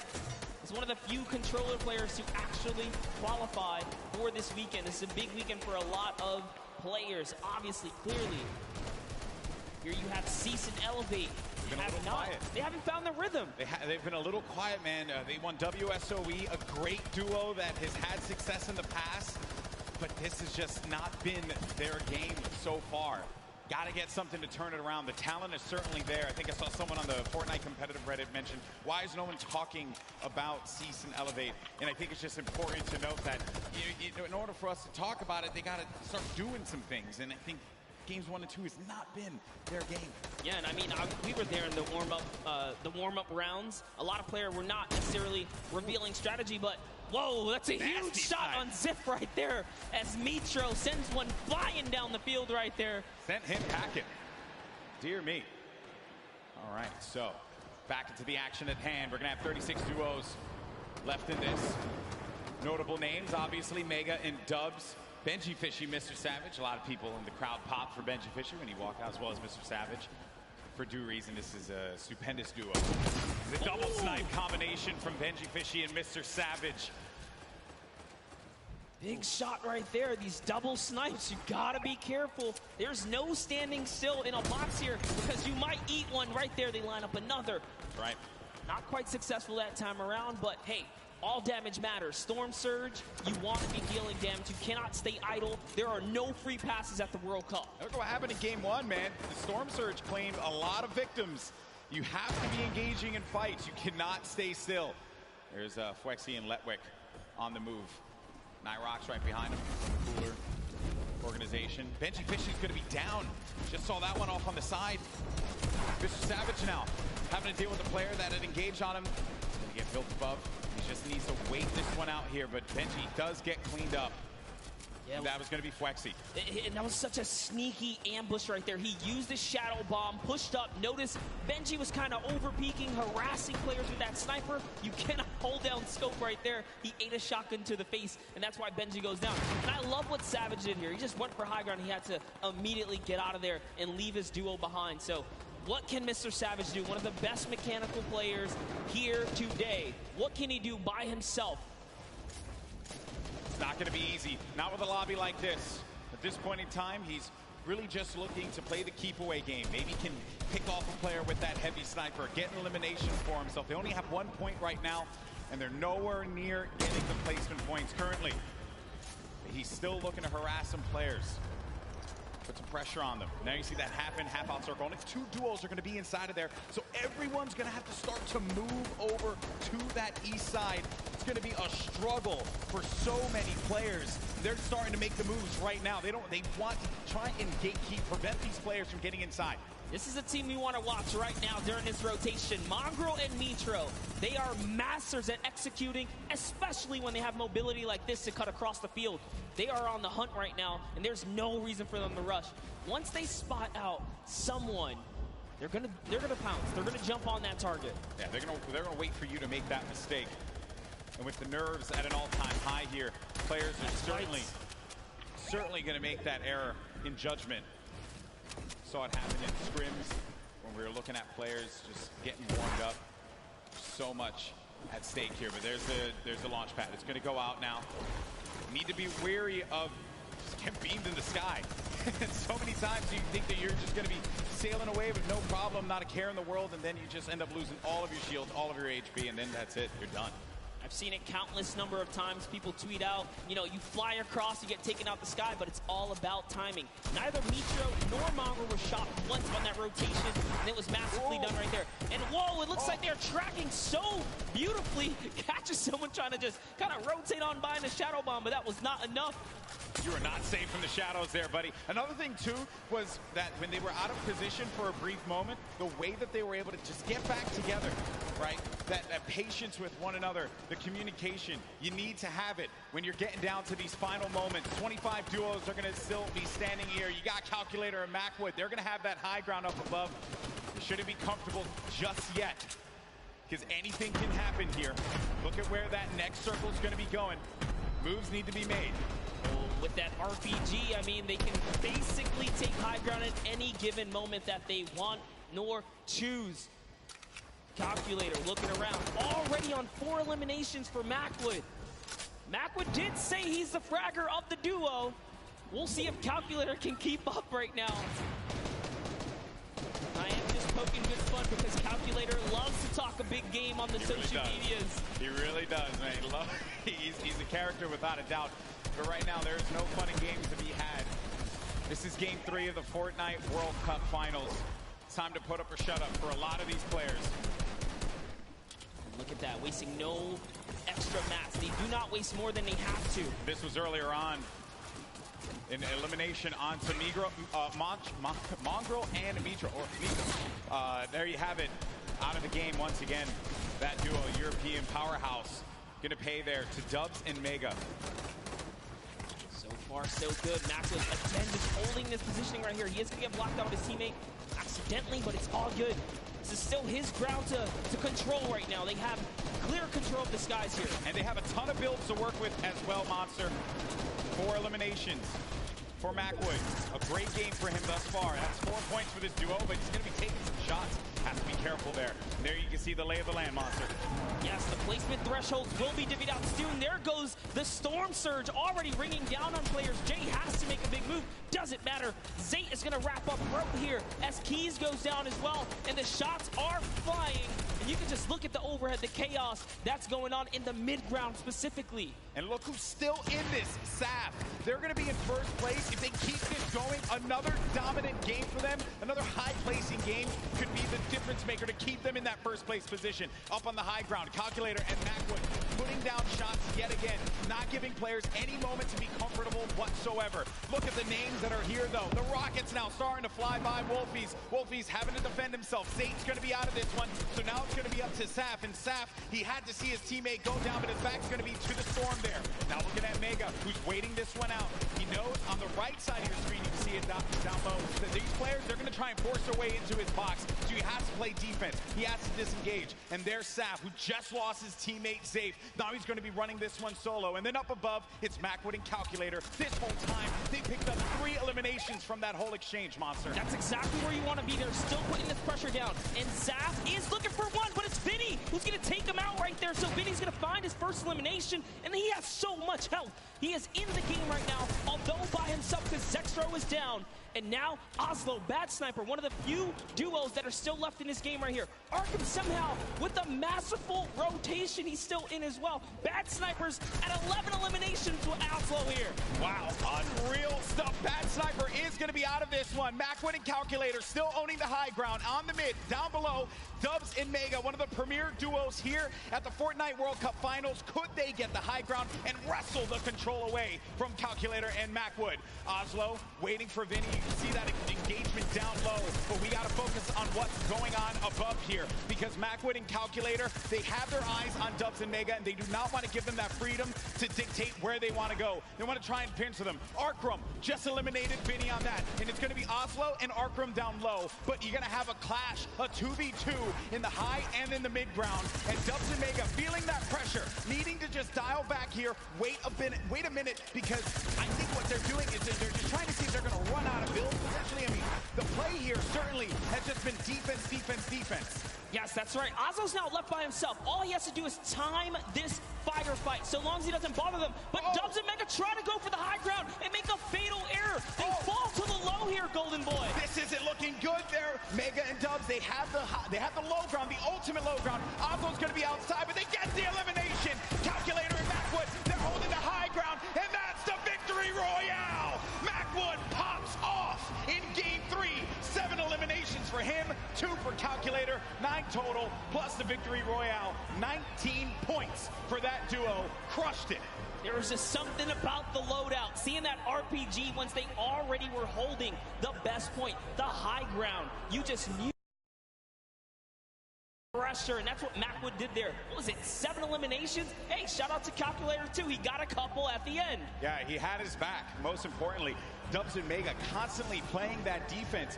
Credit to Macwood and Calculator for the way that they continue to apply the pressure. And then it was the shock, sending them down low, forcing them into that engagement. Credit to Oslo now, who took traps instantly to see maybe he can get a cheeky trap elimination. Didn't work out for him there, but a top 3 placing for him. Certainly got to be happy with that one. And then it came down to the final moment when Calculator and Macwood together were able to push his player with their combat shotties. Boom, that's the game. And look how happy they were there.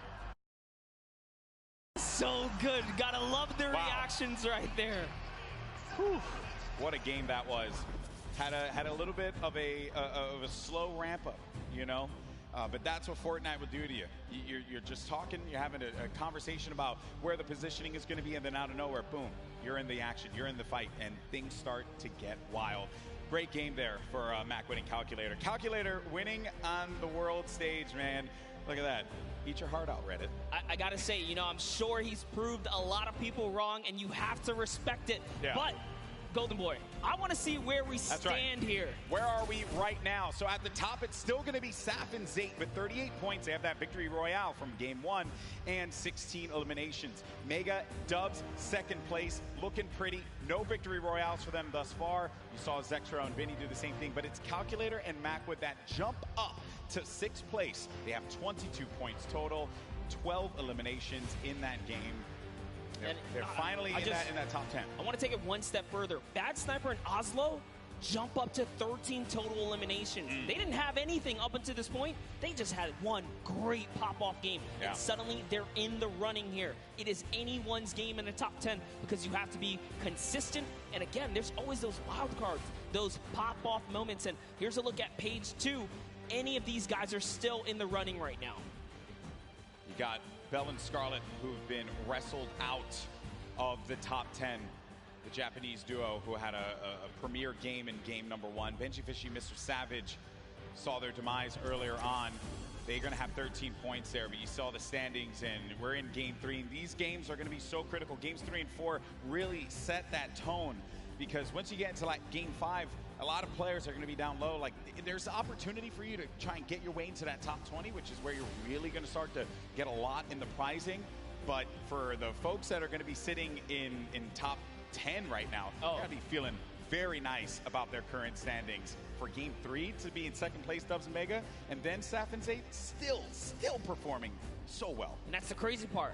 Dubs and Mega, everyone has been rooting for them. They're like that wild card that came out of nowhere, and they really swept the competitive community hard lately.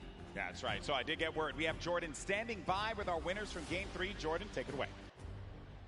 NA really showing up and showing off today. It's amazing, seemingly tapping in that nail on the coffin. Such a please pardon the pun, I have to say, calculated game here from Calculator and Macwood. Guys, well matted, well utilized. You dominated high ground, seemingly all of that in-game there. Walk me through that process of getting that high ground, attaining, and then dominating for the rest of the game. Well, we were able to pick up 2 lucky eliminations on that outer circle of 4th zone, I think it is, and we were able to use our mats to build up. We were lucky enough to get half and half, and we were able to just beam people out of the air, hold high, and got lucky with a couple zones. Amazing. Well, I mean, again, you had 3 games left to go. The strategy, is it going to continue to shift around a little bit, or are you guys going to maintain what you've been working on thus far? I didn't hear the question. Strategy, maintaining thus far. You guys have a very calculated and very patient game, seemingly leading all the way up to the end of the end game. Right, walk me through your strategy for the end of the next 3 games. Shoot them in the head. Shoot them in the head. You heard it here first. Back to you, GV and Monster. Calculator gets one opportunity to show the world his prowess and knowledge of Fortnite. He just says shoot them in the head. You gotta respect it. You know, some people, it's just that simple. And hey, man, maybe he's just wired that way, right? We're all wired a little differently. Calculator has clearly got his head on his shoulders, and he's ready to just shoot things. Yeah, but Macwood was the one doing a bulk of the shooting in that last game. 7 eliminations for Macwood. He looked so great, and you would expect the young Calculator to be the one that leads the charge on slaying, but Macwood, man, holding it down. And let's not get ahead of ourselves here. I mean, you know, Macwood, not that much older, right? But I think it's just important to note that you have to have teammates at any point in time to just pop off. Like, you need that. It's so necessary. Got to trust in your teammate. That's what makes a lot of these duos so successful. Yes, I mean, we've seen it from the start of every round. Some teams are just more aggressive than others, and they know how to stick together. A lot of great moments in that game, and good news for us is that we got Sundown standing by to break it all down. Sundown, over to you. Thank you so much, Golden Boy and Monster. Now, we talked about Safe and Zat. We just got to talk with Macwood and Calculator. But Dubs and Mega had an incredible game from the early into the mid that they transitioned into a top 2 performance. So let's dive right on in and see what allowed to make them into the top 3. First, notice their elims in the bottom corner, but the rifle fire together. The second they see the shield is down, able to pick up 1. Mega is the one who is leading the charge here. He picks up all 4 of their first elims. You can see Waller plays down, and the trap is so intelligent. Double ticks going through, places the ramp so it's phased, knowing the yellow is there, pushes in 2 more elims, chugs flashes. Dubs stays up with just barely enough HP, and you can see he's trying to trap the floor every single time. Gets the mid-ground control. 5th elim for Mega. We talked about how high their ceiling was, unfortunately using the shockwave to go down and end up at a low ground disadvantage. Calculator and Macwood able to ride it out, but now Mega and Dubs have pushed into that top 3, challenging to be the first ever World Championship duo. The team who has possibly the highest ceiling, full qualified solos and duos.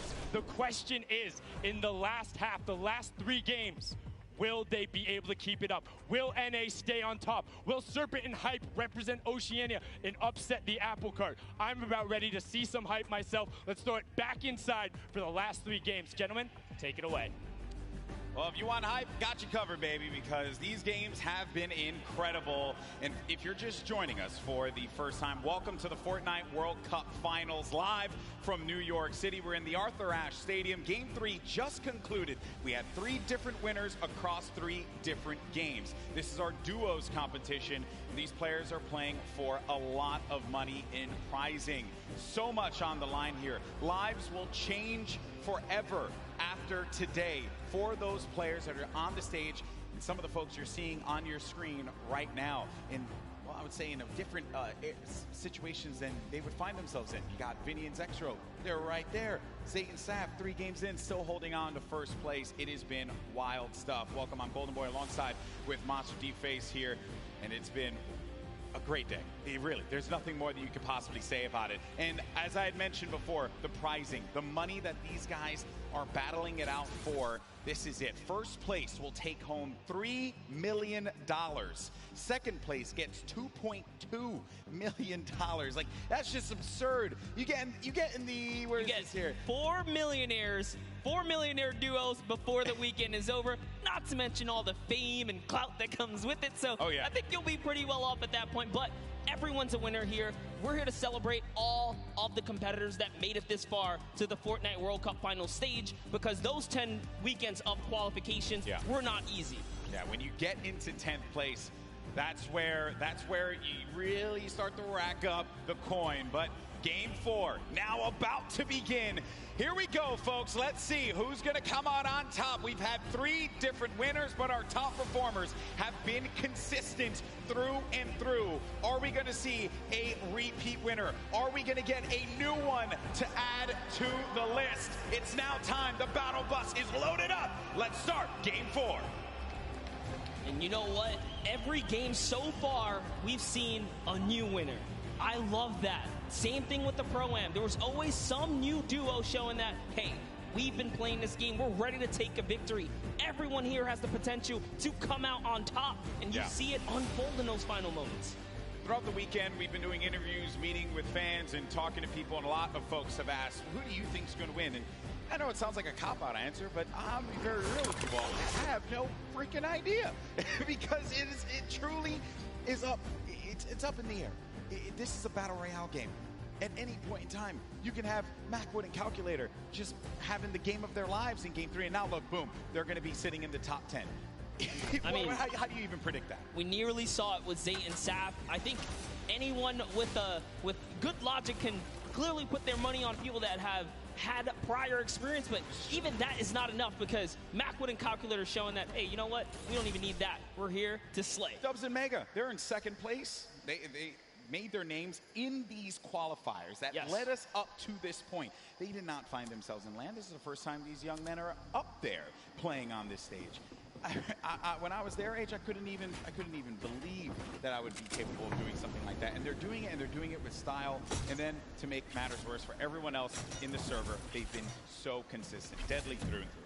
Yeah, that's right. And they're in second place, no victory royale. So just showing that if you step to their box, you're gonna get hurt. We saw Mega with a masterful, and I mean beautiful performance under Storm Surge pressure. He didn't even blink an eye, still fighting other players, fighting his way out of that desperate situation. Volks and Parpy, let's just hop into this duo right here. We'll talk about him a little bit. They are known for sticking to the hip in PvP. Earlier today, we saw Volks get traded out, but it wasn't just like an easy trade. They were actually winning the engagement up until that point, just showing that they have the skill. And that's the OCE region, right? One of the most feared regions here at the qualifiers because of the fact that you just had to get a ton of elims. You had to be #1 in the region. When talking to players, I would ask them, what are you looking to avoid? And every time, if it was, you know, the NAU players, they would say, I'm just trying to avoid OCE or Brazil. I don't want to have to deal with that. Because they play the hyper aggro style, and they just don't care who you are. They're going to go for the fight. I mean, you saw Scarlet and Bell in that first game. I truly thought they were going to take the whole thing. It was so close. Even Sinnoh in the Pro-Am yesterday, another top player finished second. Region, finished second. And he was just, I know it's a Pro-Am, obviously a different competition there, but he was just going into boxes. He didn't care. Not a care in the world for them.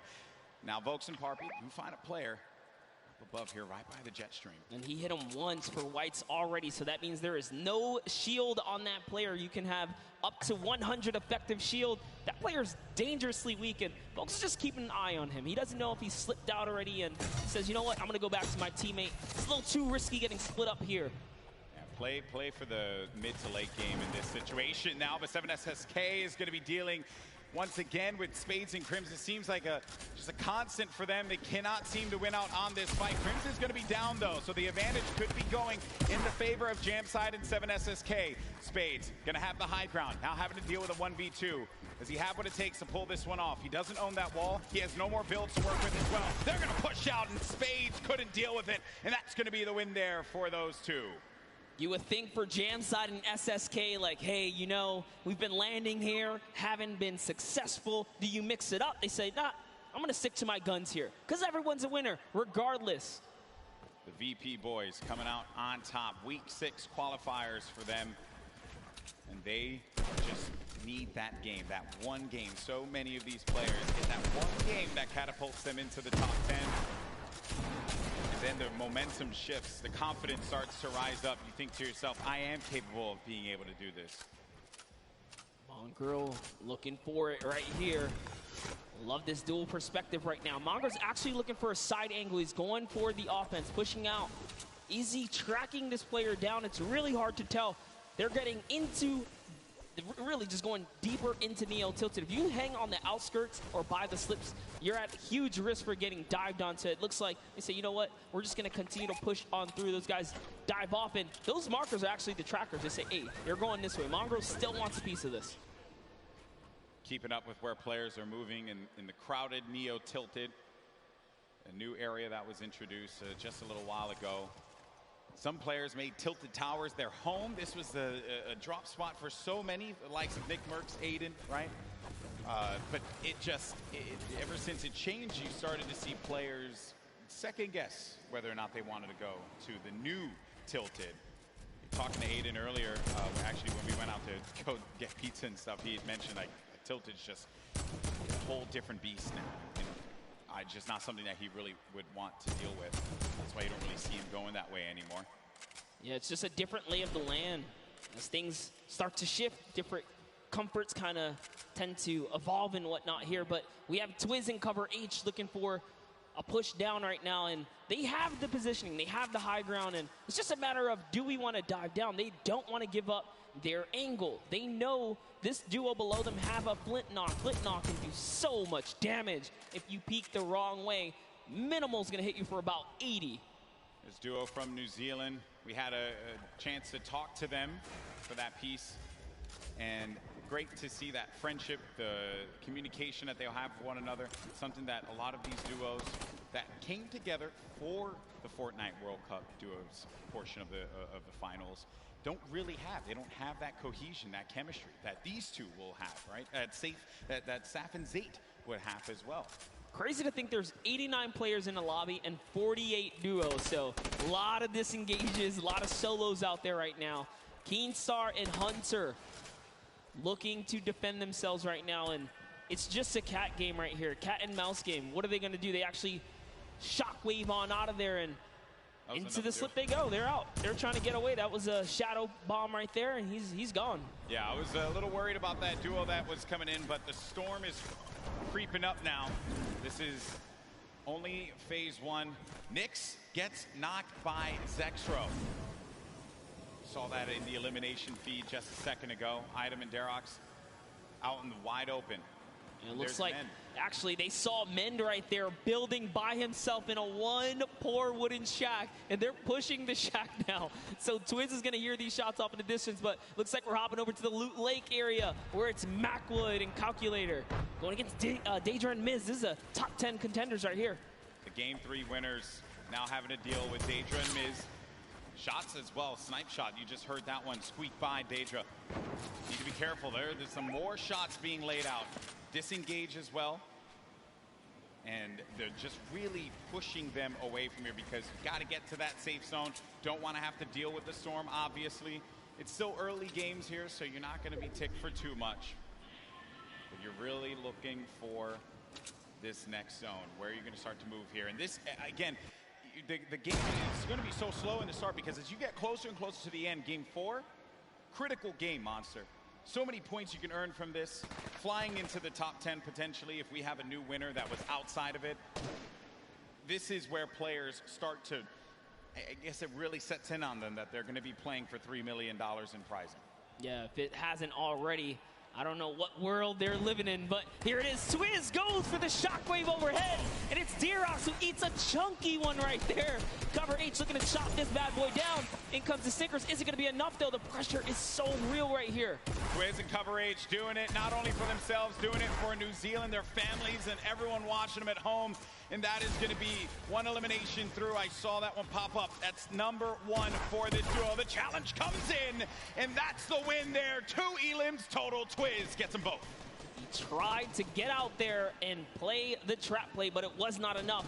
7 SSK and Jamside have rotated in from Paradise Found. Oh, no. Oh, no. Down comes the build. Oh, no. They should be close enough. Yeah, he is going to be able to catch himself, and a build battle goes off, Golden Boy. Cover H is going to be down. Jamside, 7 SSK7. You're looking at Jam's perspective here. Going in for the fight, and after winning that one out, it's going to be Jam and 7 SSK7 that get the better of the boys from New Zealand. They found their stride coming into game 4 so far, and that means they're in the running right now 4 elims is enough to put you on just about page 2, top 20. And we talked about it. If you can make it to that top 20 bracket, you're still in the run before this thing is over here. High in the sky right here. He's got a nice little bait. Norwood's going to be beneath them. And those are starting to hear the explosions, knocking them out.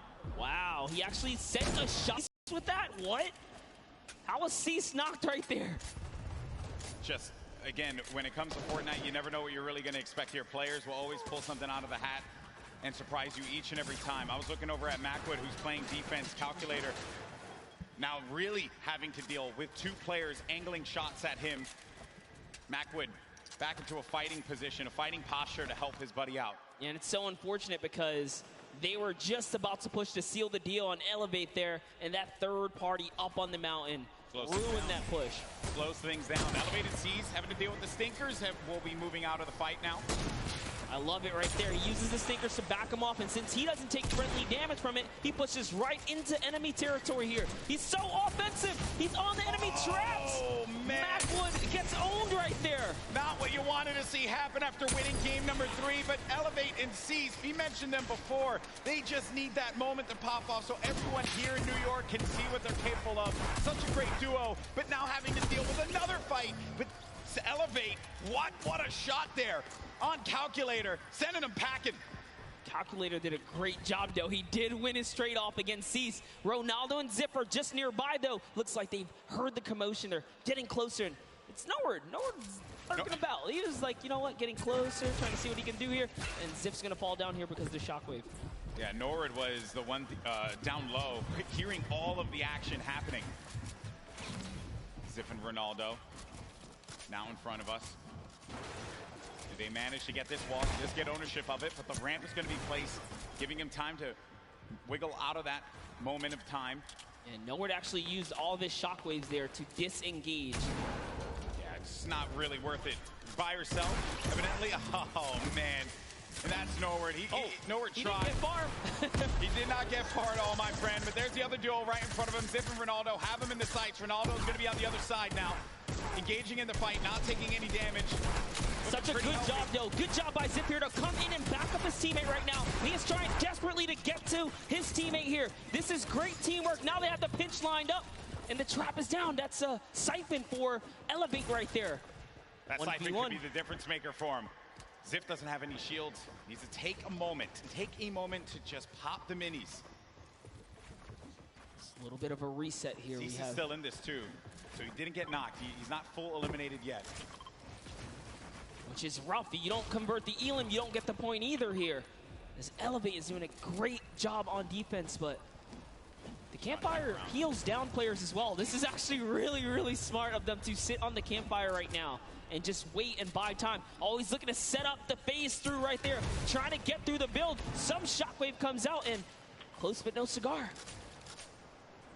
Such an intense fight between these two. Oh no, someone thirsted. Snappy, he went for the shot from the distance. There you see him right there along with Red Rush. And then Zip down low on this island, using not only the rocks, but also this metal that he had just built up for himself to get out of this. Zip is the target of the server at the moment, as everywhere he moves, he cannot seem to catch a break, but he is going to find a little bit of that high ground real estate right here and hopefully ease up the burden, but nope, has to change layers again. And now let's go ahead and take a look. Oh, and Zip is out of here. Funk,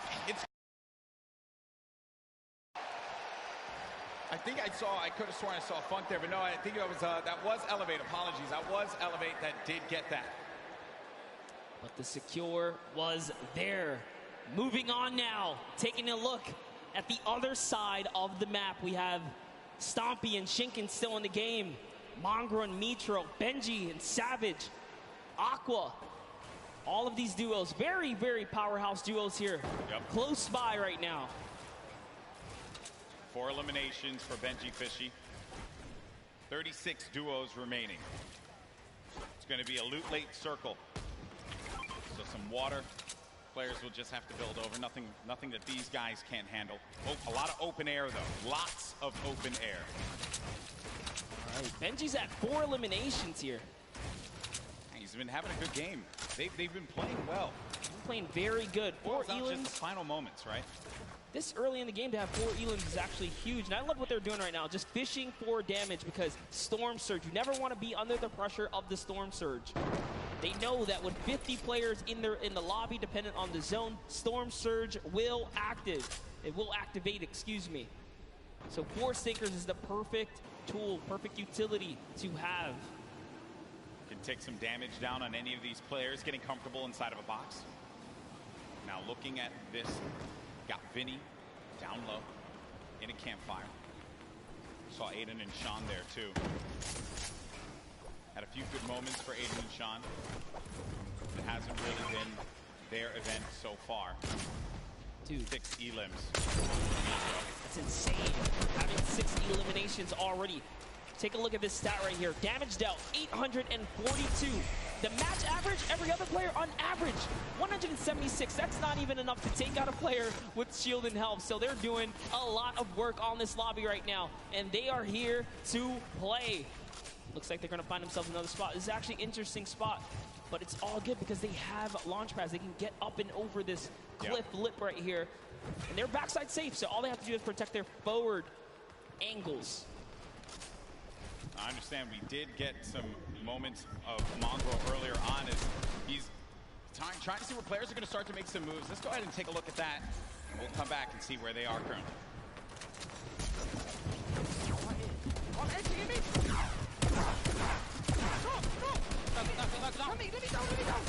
Oh my, I'm dead. Nice! Nice! Oh my god, nice!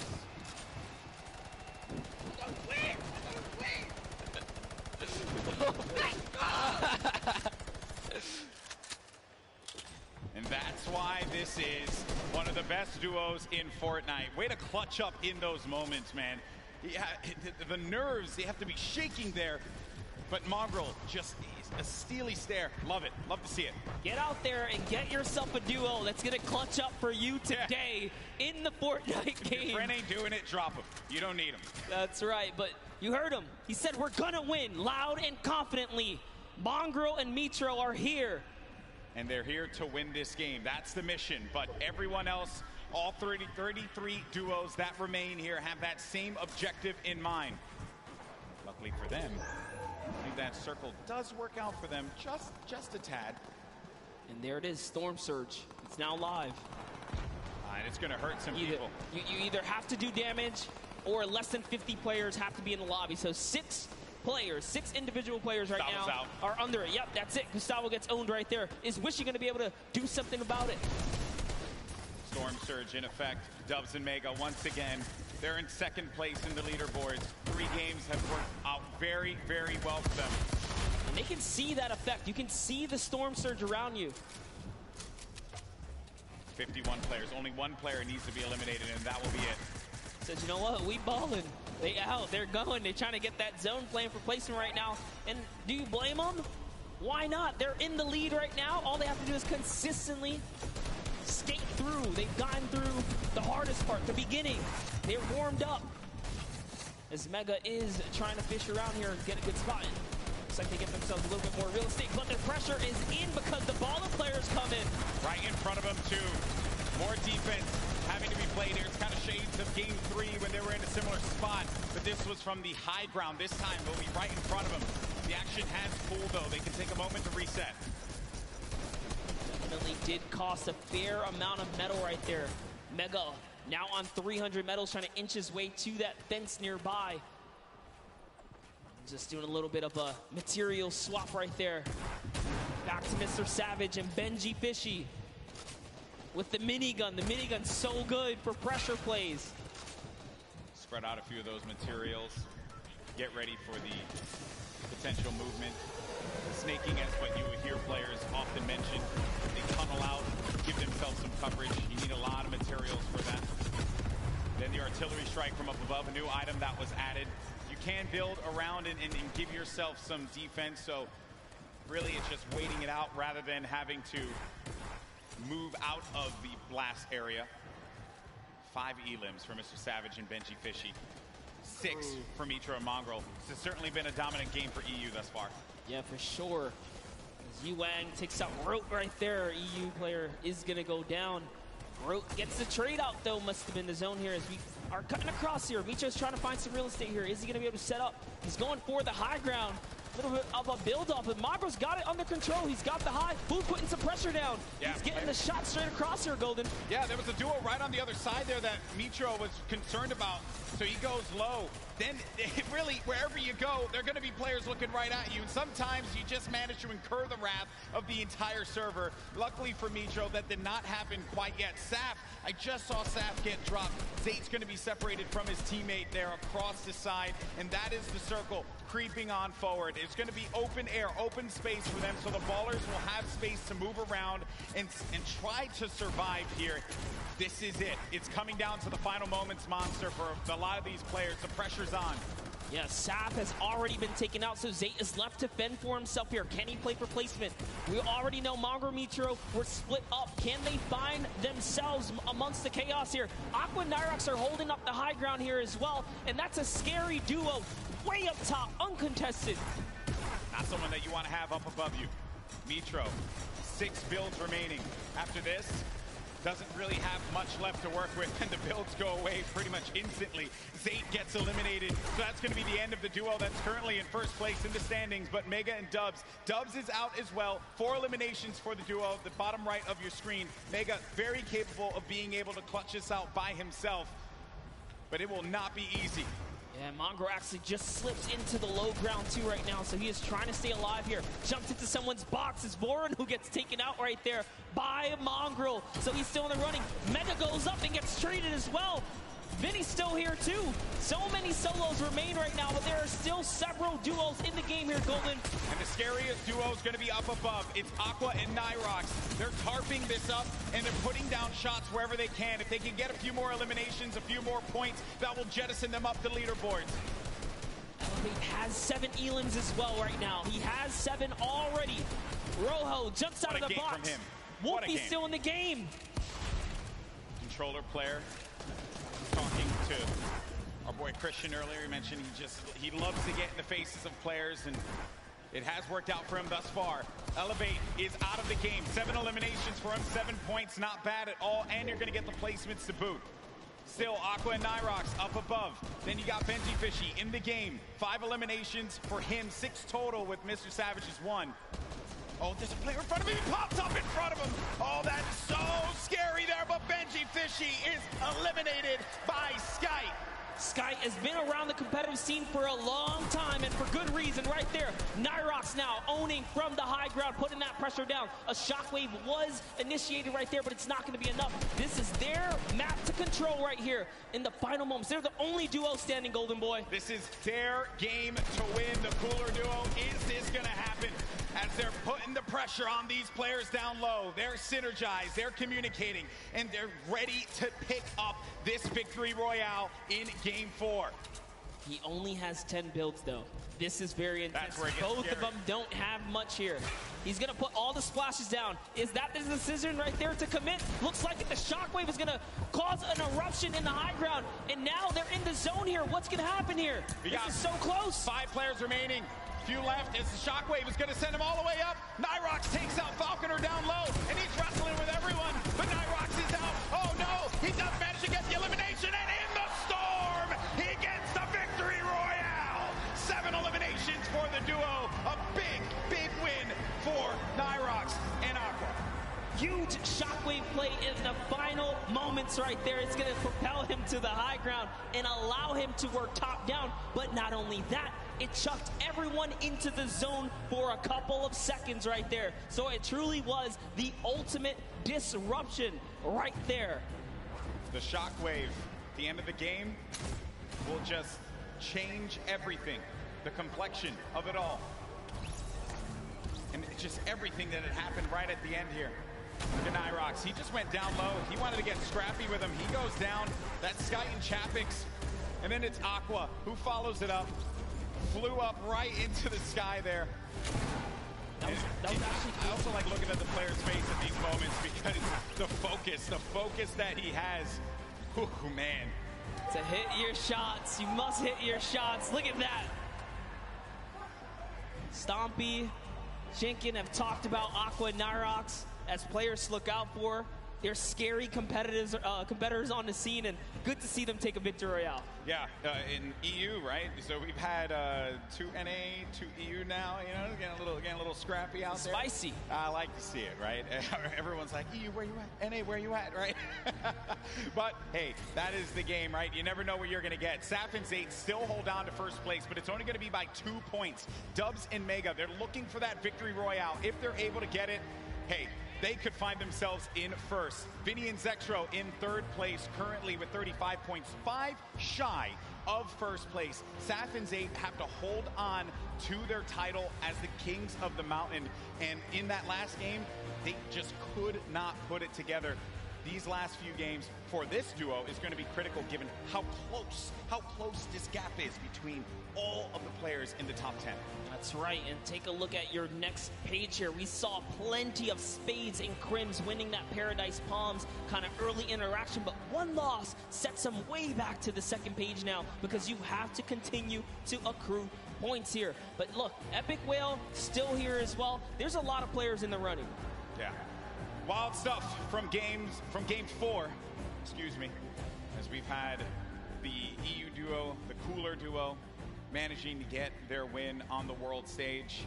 I know that we're going to have Jordan in a little bit with the winners. He's getting everything together. I want to hear from these players, and good news is we are going to do just that. So let's send it on over to Jordan, who has our winner standing by. A massive shift for EU here. We all know that shockwave grenades can absolutely shift the balance of in-game, especially allowing you to propel yourself up and work your way top down to dominate and control what was the most exciting final moments of in-game here today. What is your plan going into these next couple of games? There's a lot kind of hanging in the balance here, right? There's a big momentum shift for you, and you have the opportunity to kind of go any direction that you want. What's your plan? Our plan is just to keep going what we're doing right now, just landing our spot and going for consistent placement points. Consistent placement points, that's key and can absolutely take the Vic Roy home as you saw just now. Back to you, GB and Monster. Thank you so much, Jordan, for that one, and stay the course. No reason for you to adjust anything. If it worked out for you there, clearly you're doing something right, Monster. Yeah, absolutely. I think these competitive players know best, and stubbornness is in their name. You saw Jamside, 7SSK say, hey, I don't care if I lose the first 3 times here. We're going to master this. We're going to turn it around. And they did. They had a great, at least, showing at some point at the last one. So players are going to stick to the guns. Early engagements, man, that is just, I love seeing those fights with the gray weapons, right? You really can tell who can figure it out with not much to work with. That's always the challenge that players have to deal with in the beginning of a game like this. Now, I do understand we have Bala standing by to break it down and what we saw in Game 4. Bala? Yeah, well, Aqua and Nyrox definitely showed up here today, and the resurgence of EU is maybe starting. We've got 2 more games to go, but I want to talk about Mongrel and Mitro and what they had to do in this game here. They actually ran into Zexro and Vinny. We're going to start off. GB, you were talking about early game engagements. This is one that's been going in the duo of Mongrel and Mitro's favor against Skeptic and Clicks in Neo Tilted Towers. The pressure here from Mitro to find out exactly where the first player is. Mongrel up above, then targeting on both. They try to get into the same box at the same time. They go down and just continue pushing forward. Mongrel and Mitro, it's the second time that they win this engagement here today. And it's not stopping. They continue forward onto Volks and Parpy and just try to hunt down everything. There Clicks is trying to escape as well. And then this snipe here from Mitro. He actually, not only did he hit that, and they get right into it onto Zexro, he hit Vinny coming in with a drift board right before this. So 1 elimination there for them. And then they had the engagement that we saw earlier. We're going to go ahead and run it back because this clutch puts them perfectly in position at 4th place right now. A reminder that this was with Mitro down after all was said and done. There he goes down, and then Mongrel comes in right on cue. He does not let his teammate go down. You heard the reactions earlier, and it continued because Mongrel got 1 more elimination in this game, leading to the 8 eliminations total. before they fell, not before earning placements points, though. So this game, not only did they take out Vinny and Zexro, which were in 3rd place, they stopped them from accruing any more placement points, so they are inching their way closer. They're now in 4th place. They actually have the most elims out of everybody in the tournament so far on 20. So with 2 more games to go, we're going to see where they can leave themselves at the end. Back to you guys, GB and Monster. Thank you so much, Bala, for the insight there. Everyone getting all ready for games 5 and 6. And then we crown our first ever Fortnite World Champion. Crazy to say out loud. It's happening. It's happening. This is it. It's happening. It's happening, right? Now, there have been a lot of duos that have been the talk of the town, but one duo in particular that have a lot of fans excited are Benji Fishy and Mr. Savage. And we did get an opportunity to catch up with them, and they're currently in 8th place. Can they climb up? Let's go ahead and check it out.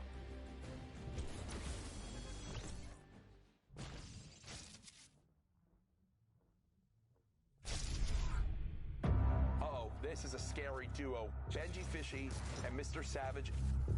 Our communication is probably the best in the world. I'm gonna rift us. Yeah, go. I just think we're on another level. Behind you. Double RPG, 3, 2, 1, go. Absolute destruction there. This dual partnership has changed our lives. We've been able to accomplish so much more together. Let's go! He encourages me, I encourage him.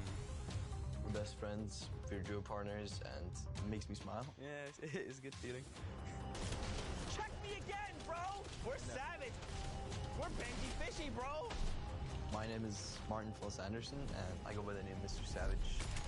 My name is Benji Fish, and my in-game name is Benji Fishy. One of the most terrifying duos coming out of Europe, period.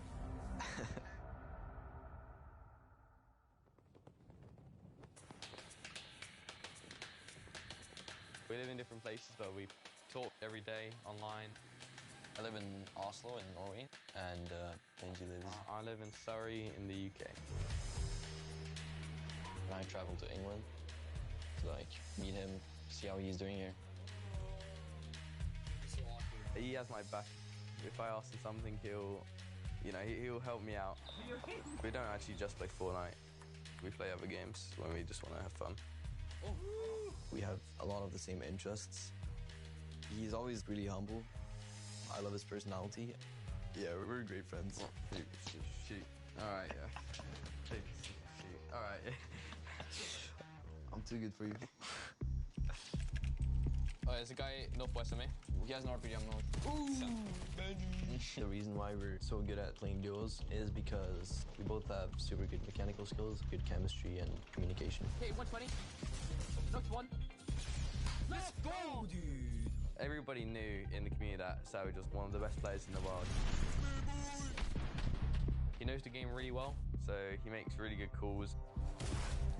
Benji's just so insane at just eliminating people. Benji Fishy is dialed in right now. He just follows me perfectly. He fills in the gaps that I can't fill in. You'd think a fish out of water would be harmless. Not this fishy. Not today. People were definitely scared if they see some fishes running around Happy Hamlet. You'd think fishes weren't really that scary, but Fortnite, it's quite the opposite. We're in a really good state right now as a duo. Let's just cross Loot Lake. I think there's people on the other side. We're playing super well. Players, they continue to go down like flies. We've been practicing. It's really nice to, finally be able to prove ourselves. Benji Fishy Savage. I think we're just going to show people how good we are.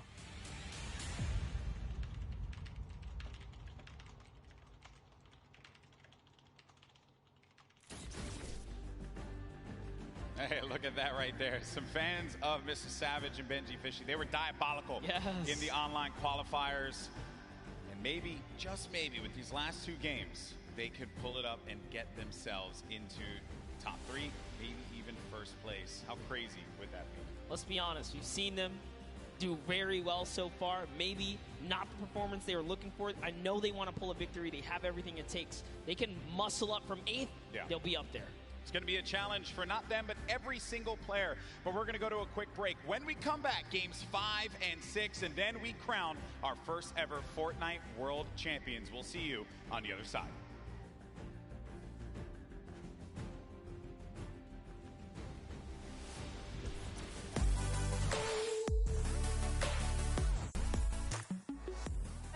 In the player lounge right now, joined by our Pro-Am winners, RL Grimes and Airwalks. Wasn't totally expecting you'd win 2 in a row. Can you walk me through those final moments? It felt really good. I don't think I would have won if I didn't have him. Now, RL Grimes, you were holding your own, you were keeping up, you were staying alive, you were getting eliminations. How did you change your playstyle from last Pro-Am to this Pro-Am? I think we learned a lot from the last one. Just that you should focus on late game a little bit, and I just sort of let him lead the way and made it happen. How did it feel to play with a potential World Cup duo winner? It's amazing. I'm actually going to come tomorrow and sit in the stands and cheer for my man Airwalks, yeah. Maybe make an Airwalks sign and wave it in the air? Maybe a 98 bot sign. I'll hold it up. Good luck on the event tomorrow. Congratulations on winning. Congratulations on winning. Incredible, incredible gameplay throughout Fortnite World Cup Pro-Am.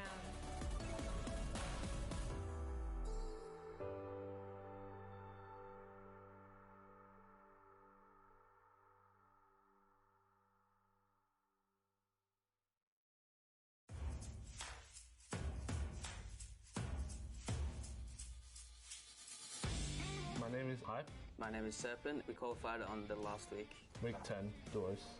It was pretty crazy. We knew it was the last opportunity we had, so we were just completely focused the entire time, and it was just a huge relief after we qualified. Yeah, it was such a relief. I was waiting for this moment the whole time. Well, before the leaderboard updated, we was almost positive. We was freaking out, and then when we finally saw the leaderboard update, we just started screaming the entire house down. We started playing back in like season 3 of Fortnite. We just found each other through a Discord community and joined a squad team together, and we just stuck with each other ever since. Yeah, pretty much. I've never ever played with another duo besides Serpent, so since day one.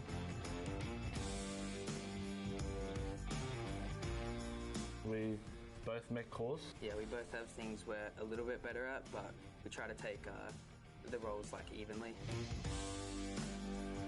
I'm just really excited to play with everyone from all the regions. Yeah, I would say from what we've seen, OCE is a lot more aggressive play style because we go for a lot higher point games, whereas yeah, NA and EU, they have like way more passive play style than us, I think. It's a dream come true, to be honest. It's all I've wanted to do is just play games, and to have a huge opportunity like this is amazing. Yeah, it's pretty much the same, but yeah, just crazy opportunity to be able to play against the best players around the world.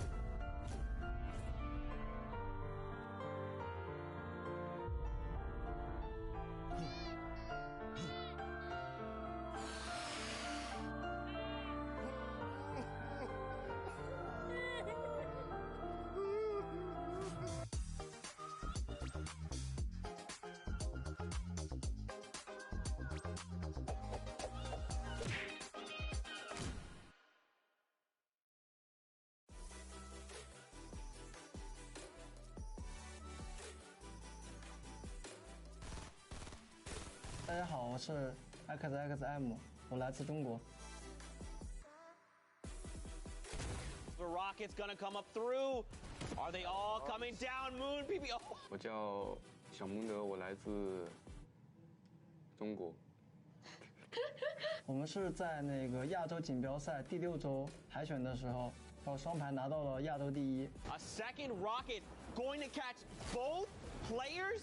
How do you even find that angle? 当时我很高兴，我超级高兴，从桌子上跳了起来。These guys do not miss. You have to be careful. You cannot sleep on them. 我们为了准备这个比赛，我们每天基本上要训练12个小时以上。我想我到现场的话，我的心应该会蹦出来。我希望他们可以好好的去看这场比赛，因为能学到很多的东西。 And it's over before we could even say anything because Xpende and XXM just destroyed them. Don't land on these guys. 因为我平时很喜欢购入，然后如果说获得这么多奖金的话，我一定会买。也许我会在一个很悠闲的地方买一个栋房子，比如瑞士。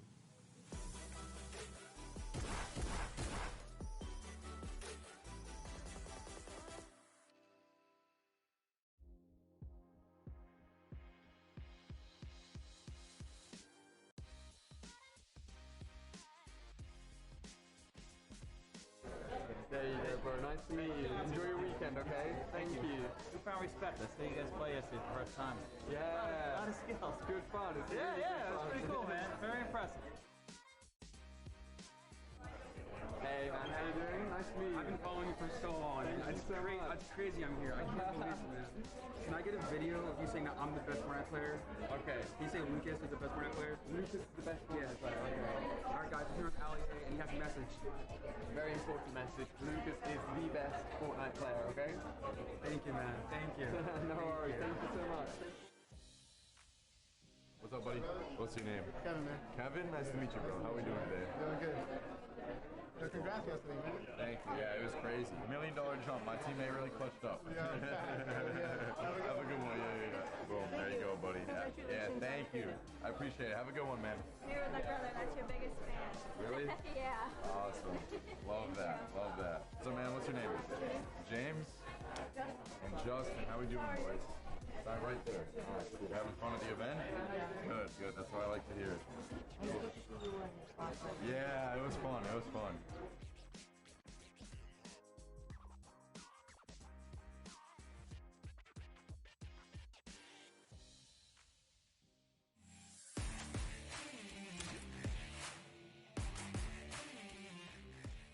What's up, guys? It's Clicks. And it's Skeptic. And we qualified for NA East.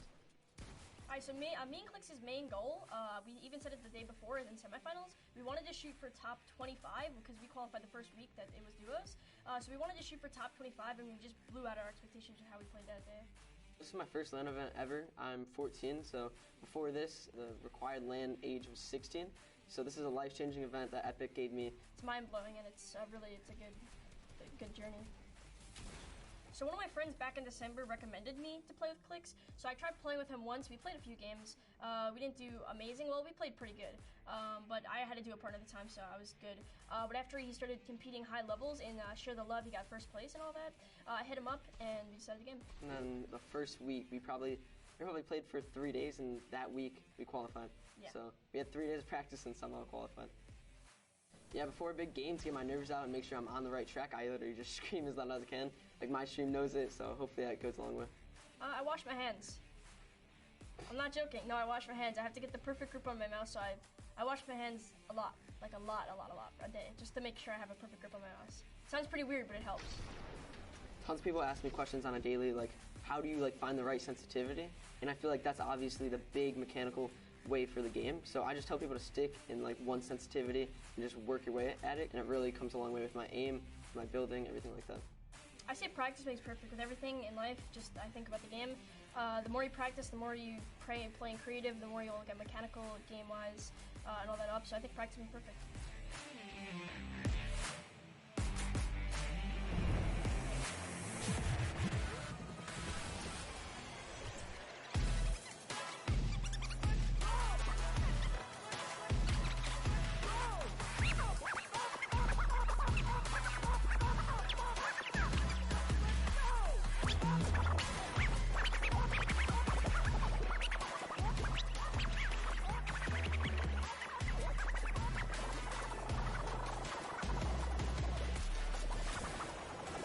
Ladies and gentlemen, welcome back.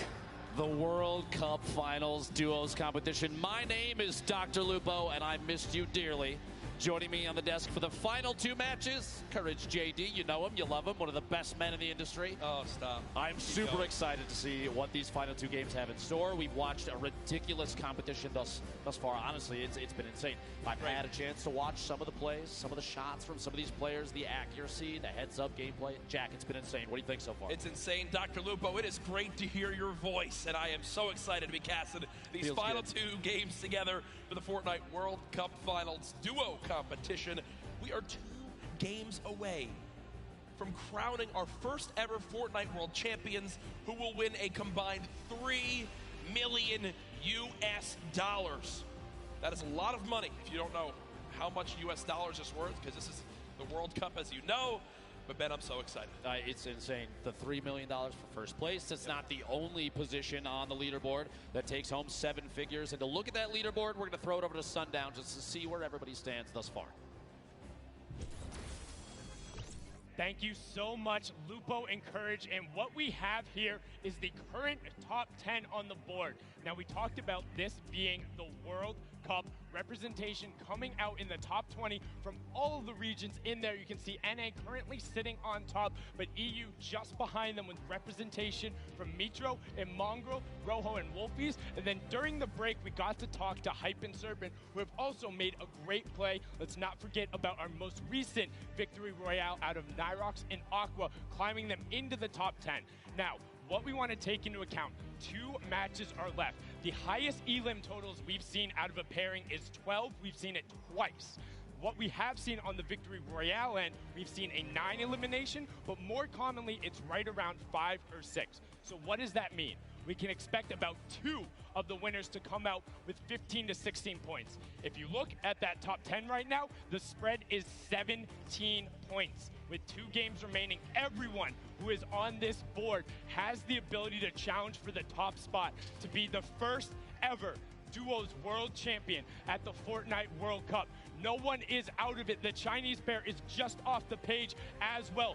Anybody can make a play. 2 matches are left. Let's head back inside, back into the action. Lupo and Courage, take it away.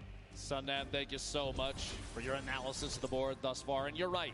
Looking at the board, the limited spread between first and 10th, 17 points is incredibly close, but that's not even the beginning of it. You have to realize that across all 50 duos, just 2 games, these last 2 could push any duo all the way up into the top. That top 10 taking a crazy amount of prizing home, Jack. Yep. It is a life-changing amount of money, to say the least.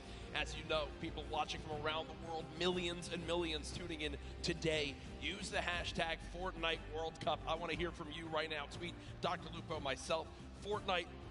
Which region will come out on top? Will NA remain up top? Will EU surge back? You heard some of the Asia, Oceanic, Brazil region still trying to push on through. I think NA is going to do it. I really do. It's anybody's game, to be quite honest, but it's interesting to see trends from the qualifiers of previous weeks. You know, the 10 that we had leading up to this moment. Some of the names that were stars then, stars yet again here, and that consistency is going to shine through in a big way as we go into late games. We've had some of the highest player count final circles that we've ever seen. We've had a lot of aggressive gameplay from people at clutch moments. And that's not the end, Jack. We've got 2 games left, and Game 5 is ready to go, Jack. Ladies and gentlemen, this crowd has been incredible live here at the Arthur Ashe Tennis Arena in New York City. Which region will reign supreme? 5, 4, 3, 2, 1. The battle bus has launched. Game 5 is underway.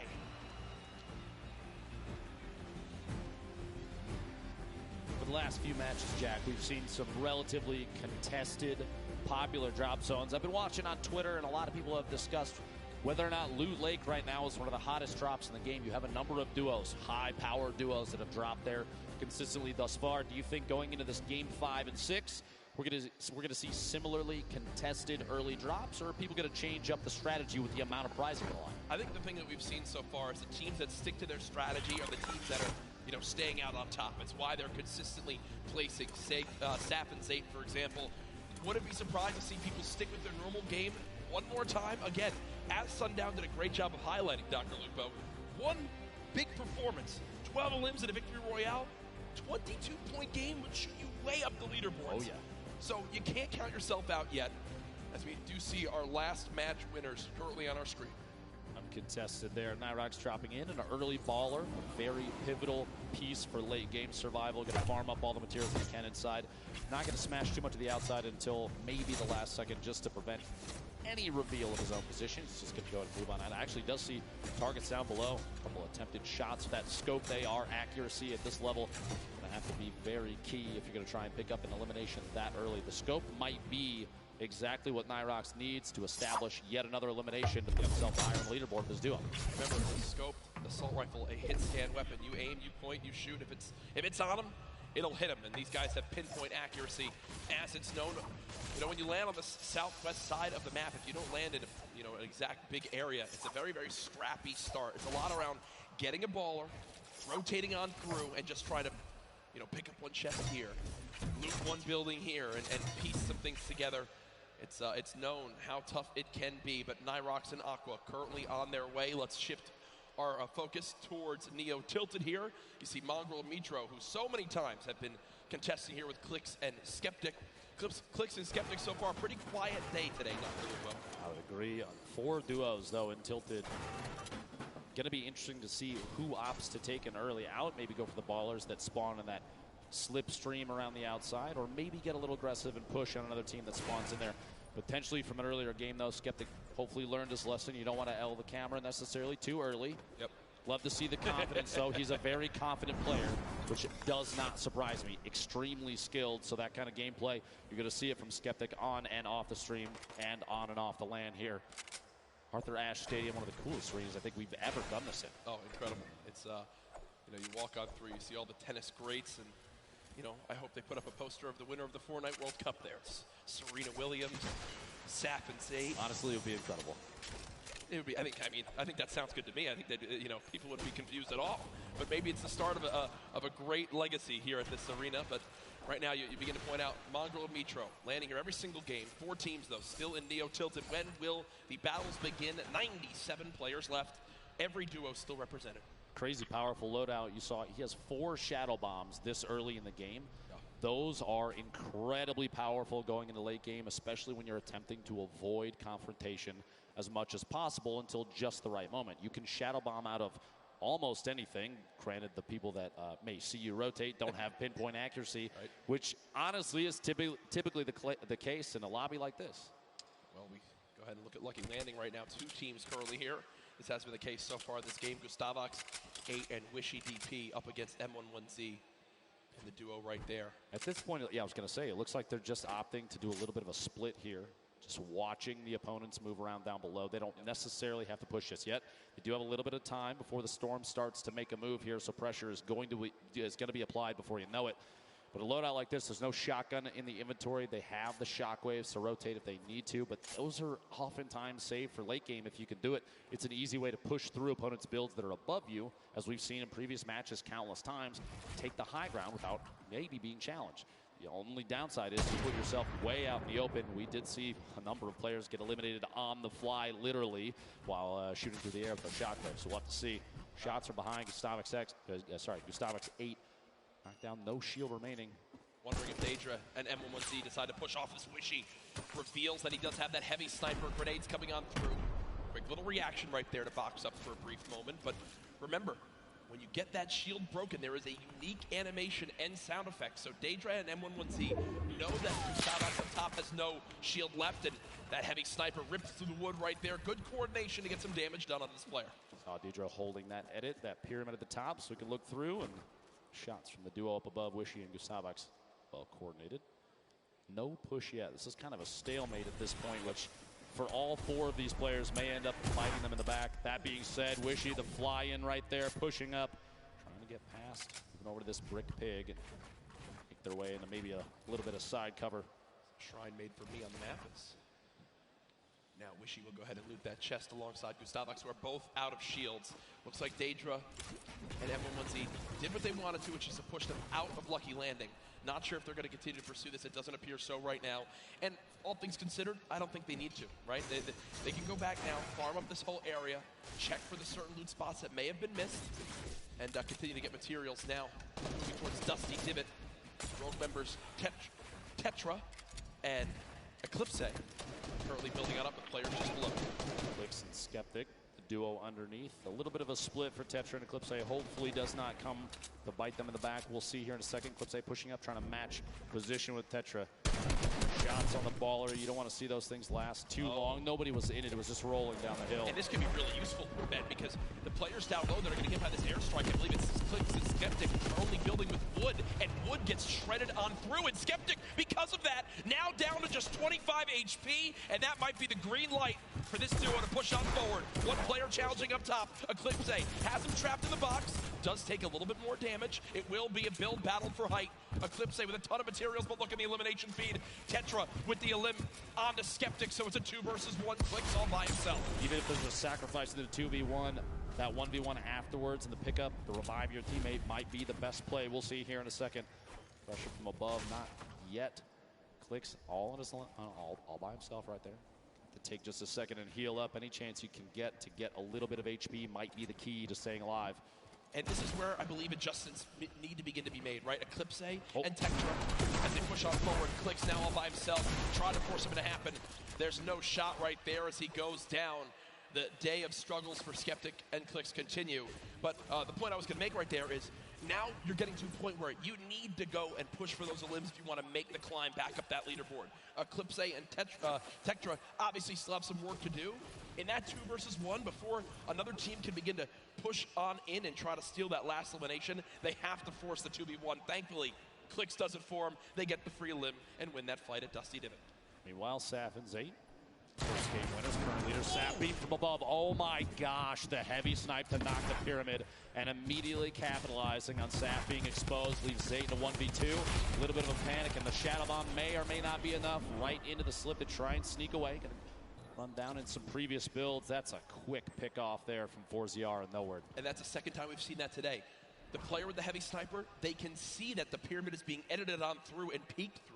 So they immediately call that out. They time the shot alongside AR shots, or that one I believe it was actually shotguns.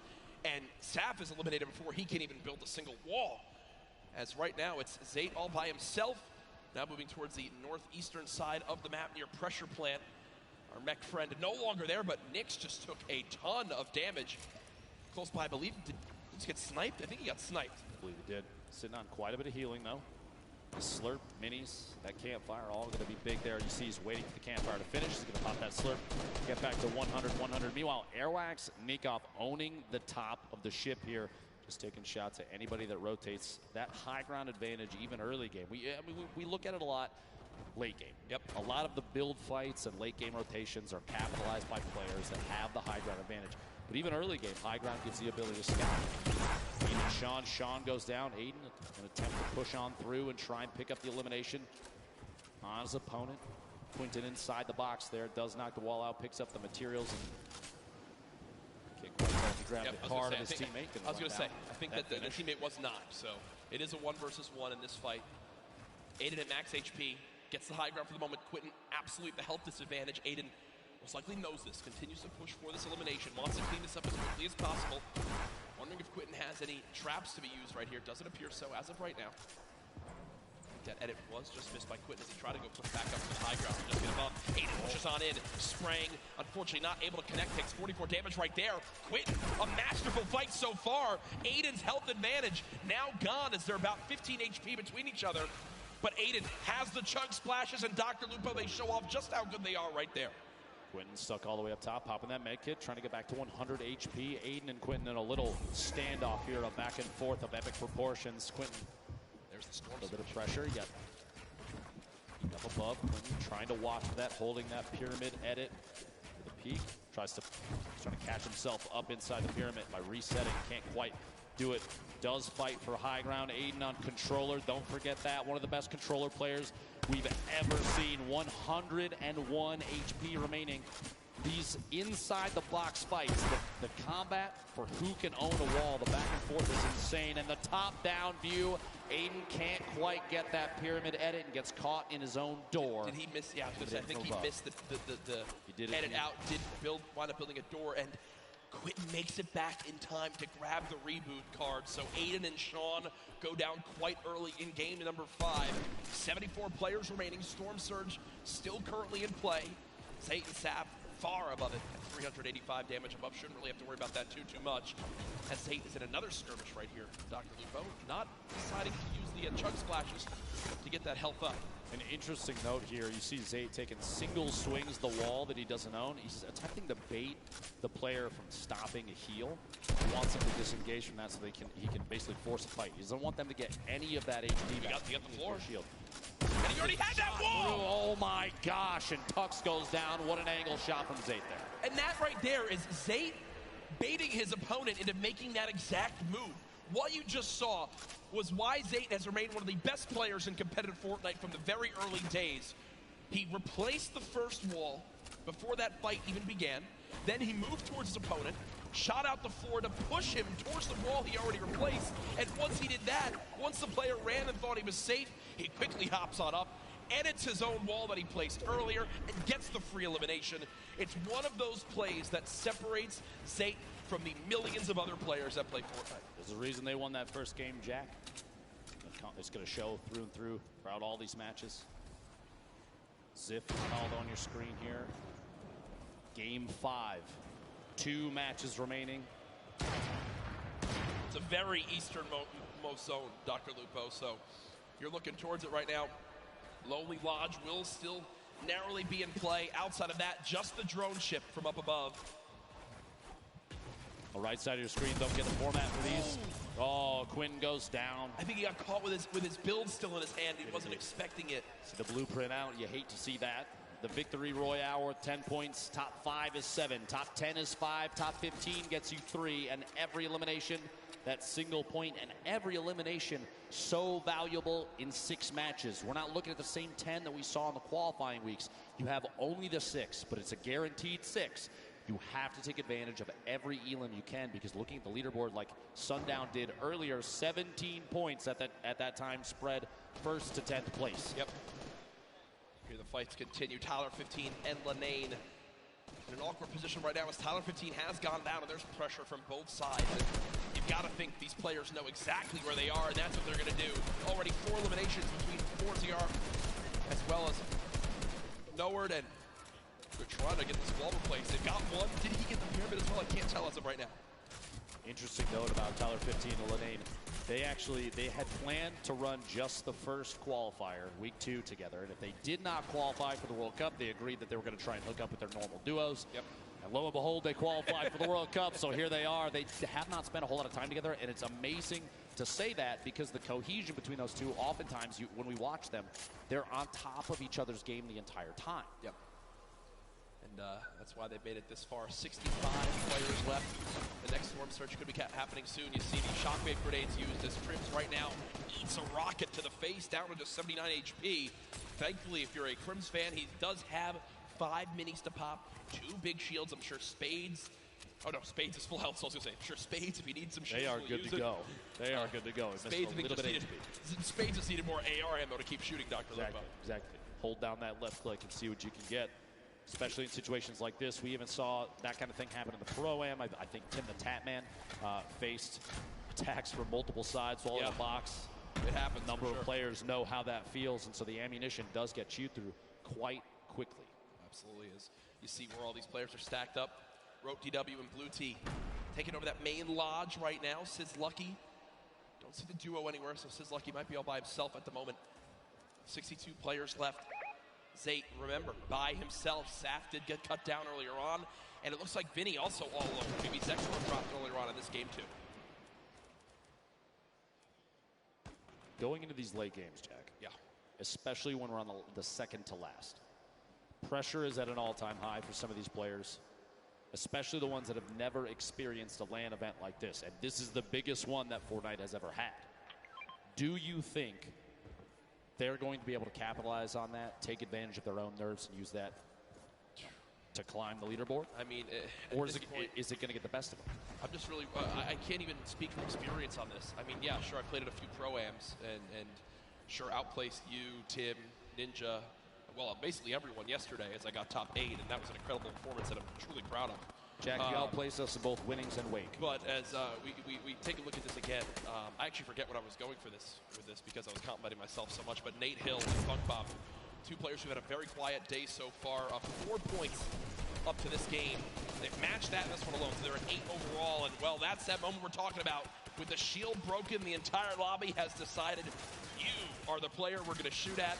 And Nate Hill is burning through materials. This is looking like it's going to end right here for this FaZe clan duo. Nate trying to make it through.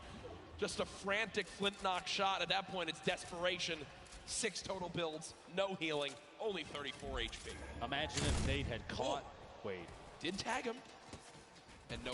Josh from the other side is caught between multiple teams. Players rotating into the zone.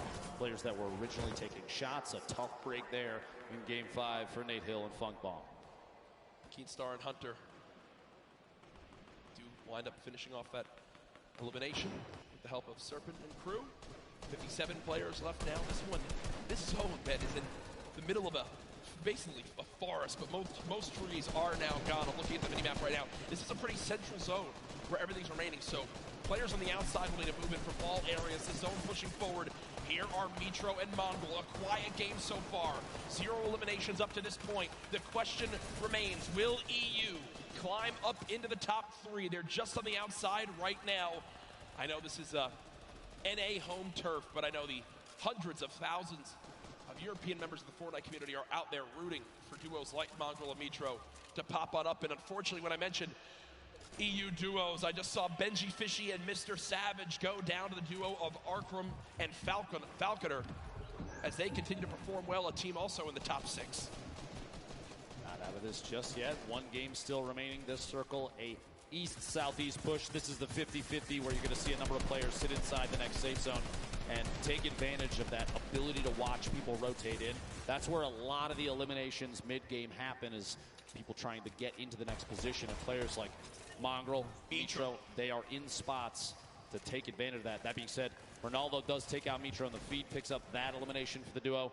28 duos remaining. We're not even close to placement points yet. That happens at 15, Jack. Yeah, and Mongrel knows this. When you look at his inventory right now, no combat shotgun, still this epic tactical shotgun, quite good.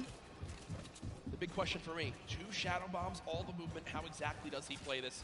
Mongrel looking for an elimination. Shot comes on in. Does get a small little shield tag, but not too much to begin to push that. Good job at least getting up this layer of height. Remember, it's so tough in elevation here when there's so many builds. Bottom right of your screen, another solo still remaining. It's Zayn, who still has, I believe, 3 shadow bombs left, Dr. Lupo, to make plays in the late game.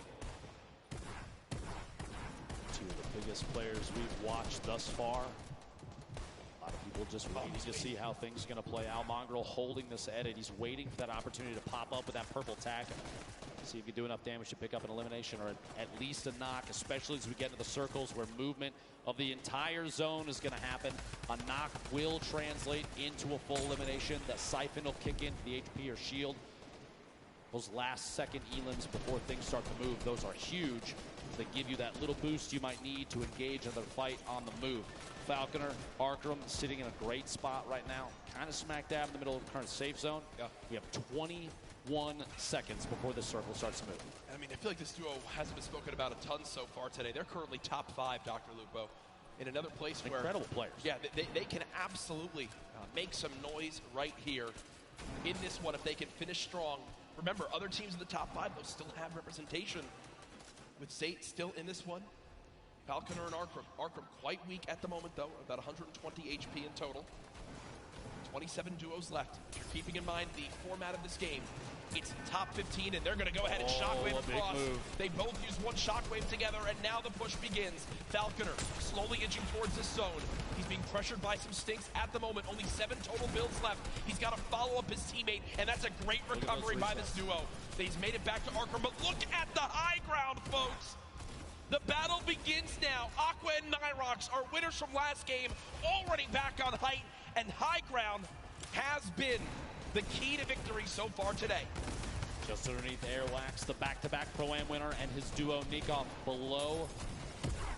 Previous game winner sitting all the way up on top. Cease and Elevate rotating across the very front of the circle. You see players flying across the current safe zone. The shockwave grenades so key in movement late game right now in the current meta. Players on bottom fighting it out. Only a few ballers left in play right now, and they're most likely, if not already, going to be eliminated very quickly. 19 duos left. Aqua on the top. He'll come float back down here in just a second. Battle still going. Nyrox and Aqua off the high ground. No one challenging for it as of yet. You got Elevate and C still on the low ground. Punisher there as well. Mongrel still making plays happen without any movement items left. We are one team away from placement points being earned, and there it is. We are now in our top 15. Zay getting caught off guard from behind. Name drops in. He wound up dropping in 16th. It's just outside of placement points.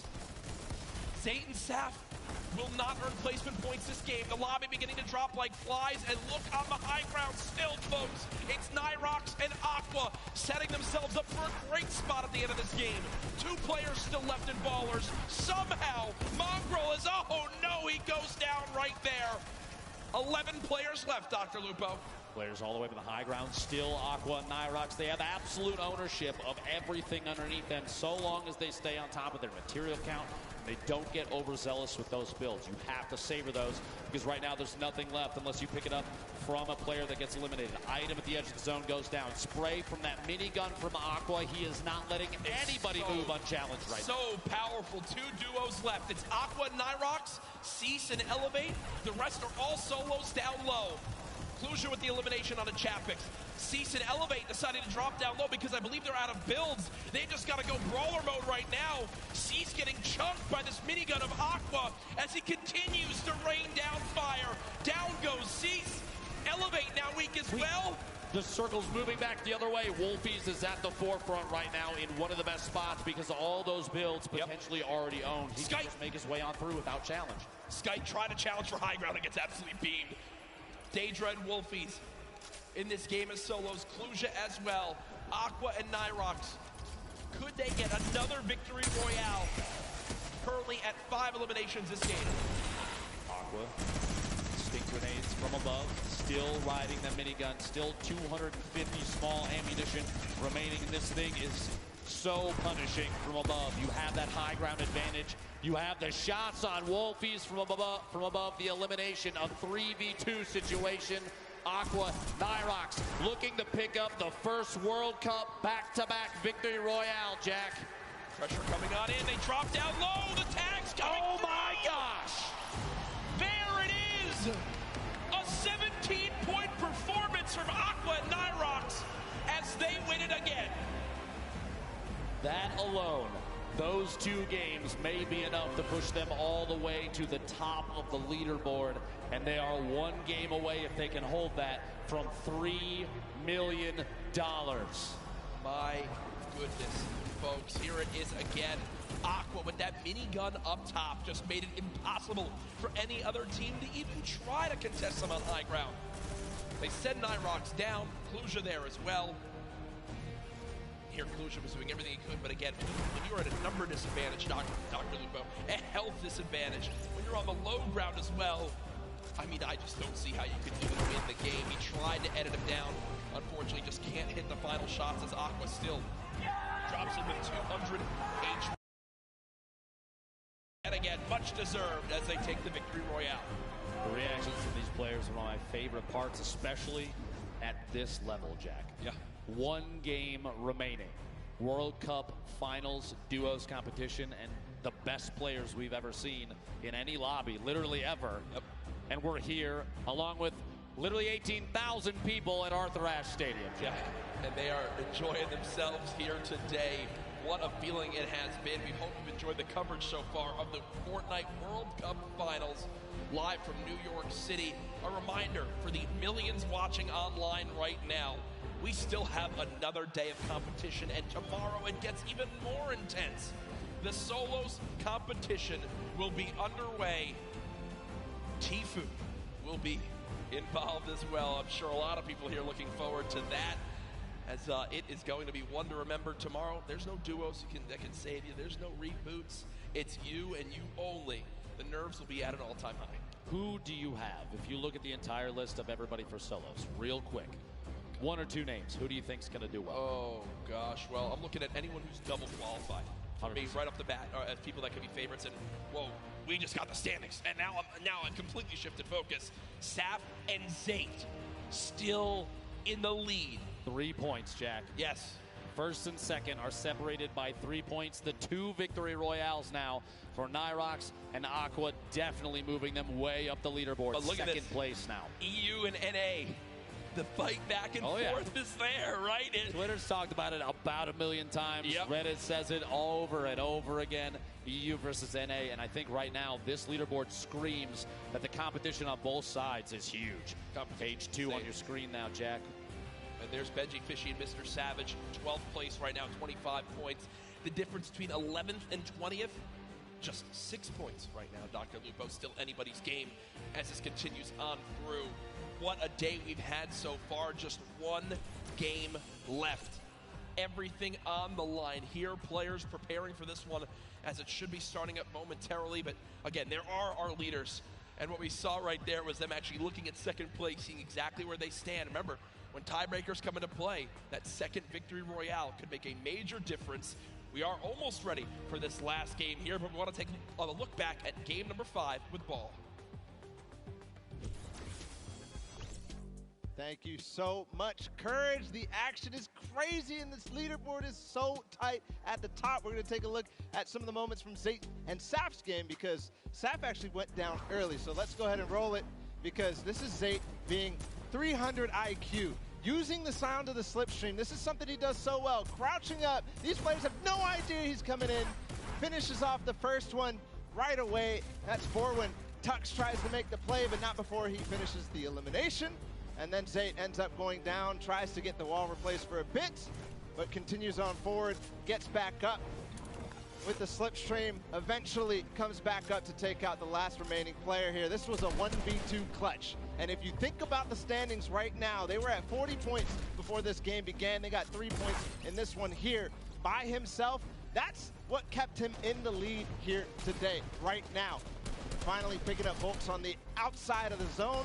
That's perfect play from Zayt. Didn't get quite top 15, but he did get this one last elimination, and that is what is keeping them in the game right now. You have to remember, they did not play too well in the last game. They accrued a little bit of points, and they're doing it again. They have to have a strong game here. But when you think about the rest of them too, Mongrel and Mitro, they had only Mongrel for a little while. Vinny and Zexro, they only went down to Zexro as well. So clutch is all up. I mean, it literally comes down to one per player's performance. I can't wait to see this last game. Gentlemen, please, if you don't mind, close us out. Thank you, Ball. Great stuff as always. And whoa, oh there, okay. Marshmallow joining us on the cast. Yeah, I think that's basically exactly how it works. Now we have a little bit of special announcement for everyone live in the venue right now. Pay attention, Fortnite World Cup attendees, to celebrate the 1 p.m. Marshmallow live performance on Sunday, tomorrow, the first 2,500 fans to enter the Arthur Ashe Stadium will receive a Marshmallow cosplay helmet to wear during the performance. The first 400 fans to enter the stadium will also receive the Marshmallow supply drop codes. These special codes contain the Marshmallow outfit, the Mellow Rider glider, the all-new Mellow Mallets pickaxe, and 1,000 V-Bucks.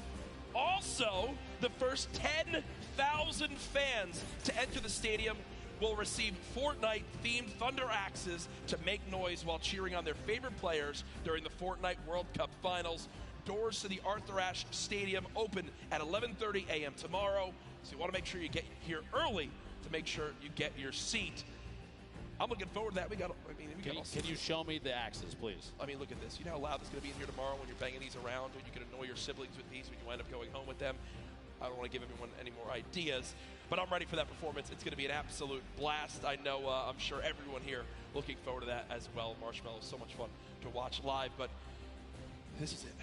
Dr. Lupo, at the end of this game, we will crown the first ever Fortnite World Champions. I cannot believe we made it here. Ladies and gentlemen, make some noise. $15 million on the line here. 3, 2, 1. Jack, 10 weeks of practice, the qualifiers, constant hours of scrimmaging against each other. These players know each other's strategies. They know where they're going to drop. They know when they will and won't pressure. This is going to be intense. Everything comes down to this last match, and as we've seen from previous games, 20-plus points is easily attainable in a single match, which means tons of players still in contention for first place. Yeah. Anyone can still make some moves here. The back-to-back winners, Nyrox, Aqua, on your screen right now. Saw him making a drop down to the southwest corner of the map. If it works, I think you stick to it. Right? I mean, it's working for these guys right now. Who will win which region will take home the Fortnite World Champion title? And already the first player dropped. Eclipse goes. Tetra goes. That will end their duos competition just like that before Aqua and Nyrox have even landed. That's tough, Dr. Lupo. Feels bad. Feels bad, man.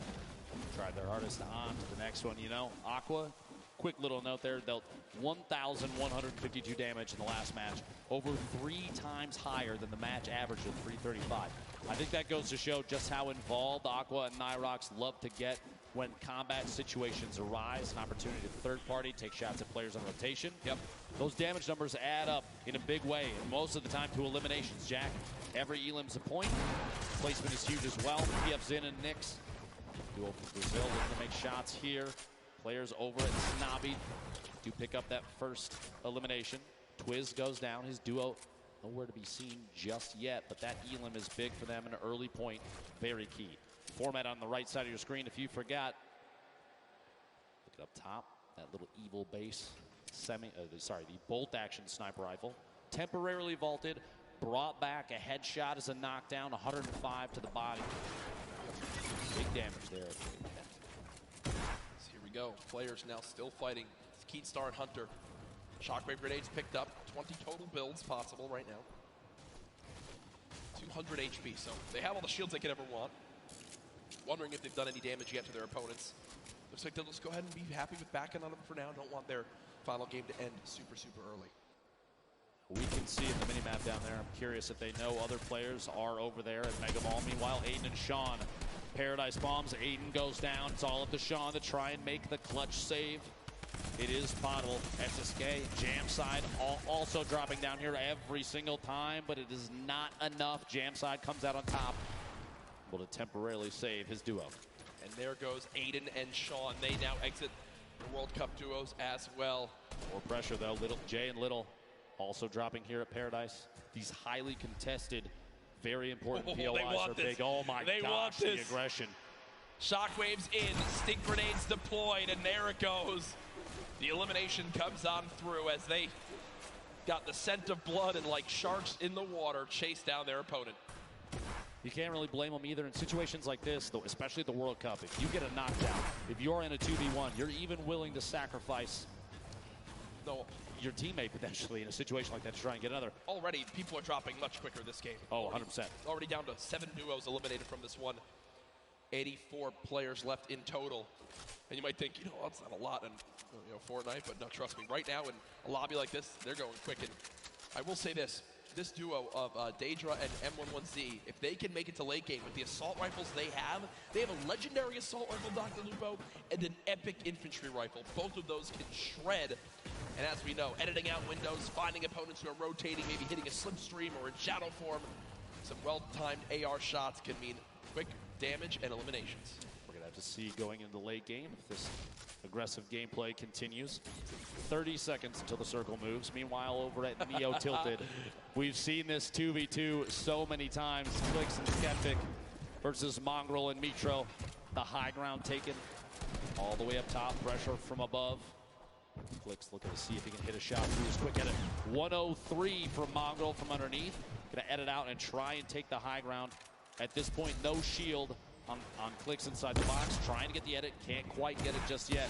Here we go, opting to maybe fake a rotation away. Maybe using the shadow to climb all the way up the high ground. Can't quite get it. He's going to have to jump all the way to the bottom to get back out of the fight.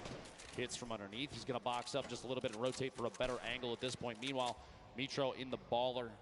Bottom of the building. They're paired up together at this point. Mongrel actually, they're shifted buildings away from each other. And Clicks and Skeptic have the ultimate high ground from above on this fight. Beaming that baller. Can't quite see if they got the break just yet. But separated, Mongrel and Mitro not going to be as effective as Clicks and Skeptic when it comes to solo, just applying pressure to a single target. And that's so important because if you can get a shield break or even a knock because you've shot the same target, like you've beamed them down, you push your shots through their builds to try and counter it, it's so much easier when you're standing on top of each other. That might be pivotal in deciding who wins the current 2v2. Yeah, and they're going to go ahead and back that up. I will say Skeptic basically saves Clicks right there, who was down to just 28 HP. Skeptic able to get there in time. They get the minis popped as well. Landjock and Punisher, who had some early exits in some games at the beginning of today, looking to see if they can end on a high note right now. One chunk splash used to get up to 157 HP. Landjock with the elimination down on to Lanane as they continue to bust on through. 2 versus 1. Lanane dead. They get the full elimination. Chug Splash unfortunately missed right there as he was shockwaved away, but he'll hop right back in to help his duo. Drop in, fighting the same box. Tyler 15 goes down. That kind of 2v1 is tough. You're stuck inside the box with both opponents. There's kind of no way out, especially when some of the walls may not even necessarily be yours. And Clicks and Skeptic run away from Tilted to not have to deal with a fight there, but instead push right into XXM and X-Men. Now the fight begins. Skeptic dropping on back, trying to dodge the sticks. Clicks taking a ton of damage right there as well. And did they just get an elimination? So the player was knocked. Right, the player was knocked, and the elimination was actually finished by the airstrike coming on through. Clicks does get knocked by the stink. We hopped away from that at an unfortunate time, but we do get an update there as Skeptic now at 150 HP eats the stink grenade to the face again, and with only 2 builds left, Clicks now knocked, and nades flying on in. Oh, the 150! The 150 makes the difference! Can Skeptic clutch right now? You see the panic stink, he actually stinks himself right there. Skeptic with no builds, relying on just this hand cannon. Can he get the full elimination for the extra HP? It looks like they'll decide to fall back and eliminate Clicks right now. Skeptic looking to try to cut down this player. They have knocked. How many mats will he get? Looks like 12 total builds. Might be a difference maker in this one. Wall in place, not going to happen as of yet. Tries to take a shot. Oh my gosh! The clutch from Skeptic. And you see he shakes his head right there. Does get the job done. The one-shot headshot from the hand cannon. 150 to the dome. Swings the battle in his favor. No mats, no teammate, no problem as Skeptic gets the job done. I said it before and I'll say it again. He's one of the most confident players that we have seen in the World Cup, and right there, literally standing in the open to bait a shot so he can hit that 150 with a hand cannon is huge. He knew he needed to do something to swing the tide of that battle. It's literally nearly impossible to win with 0 mats and they have the high ground. And guess what? As the player went down to thirst, his teammate, well, things worked in his favor as he hits the shot.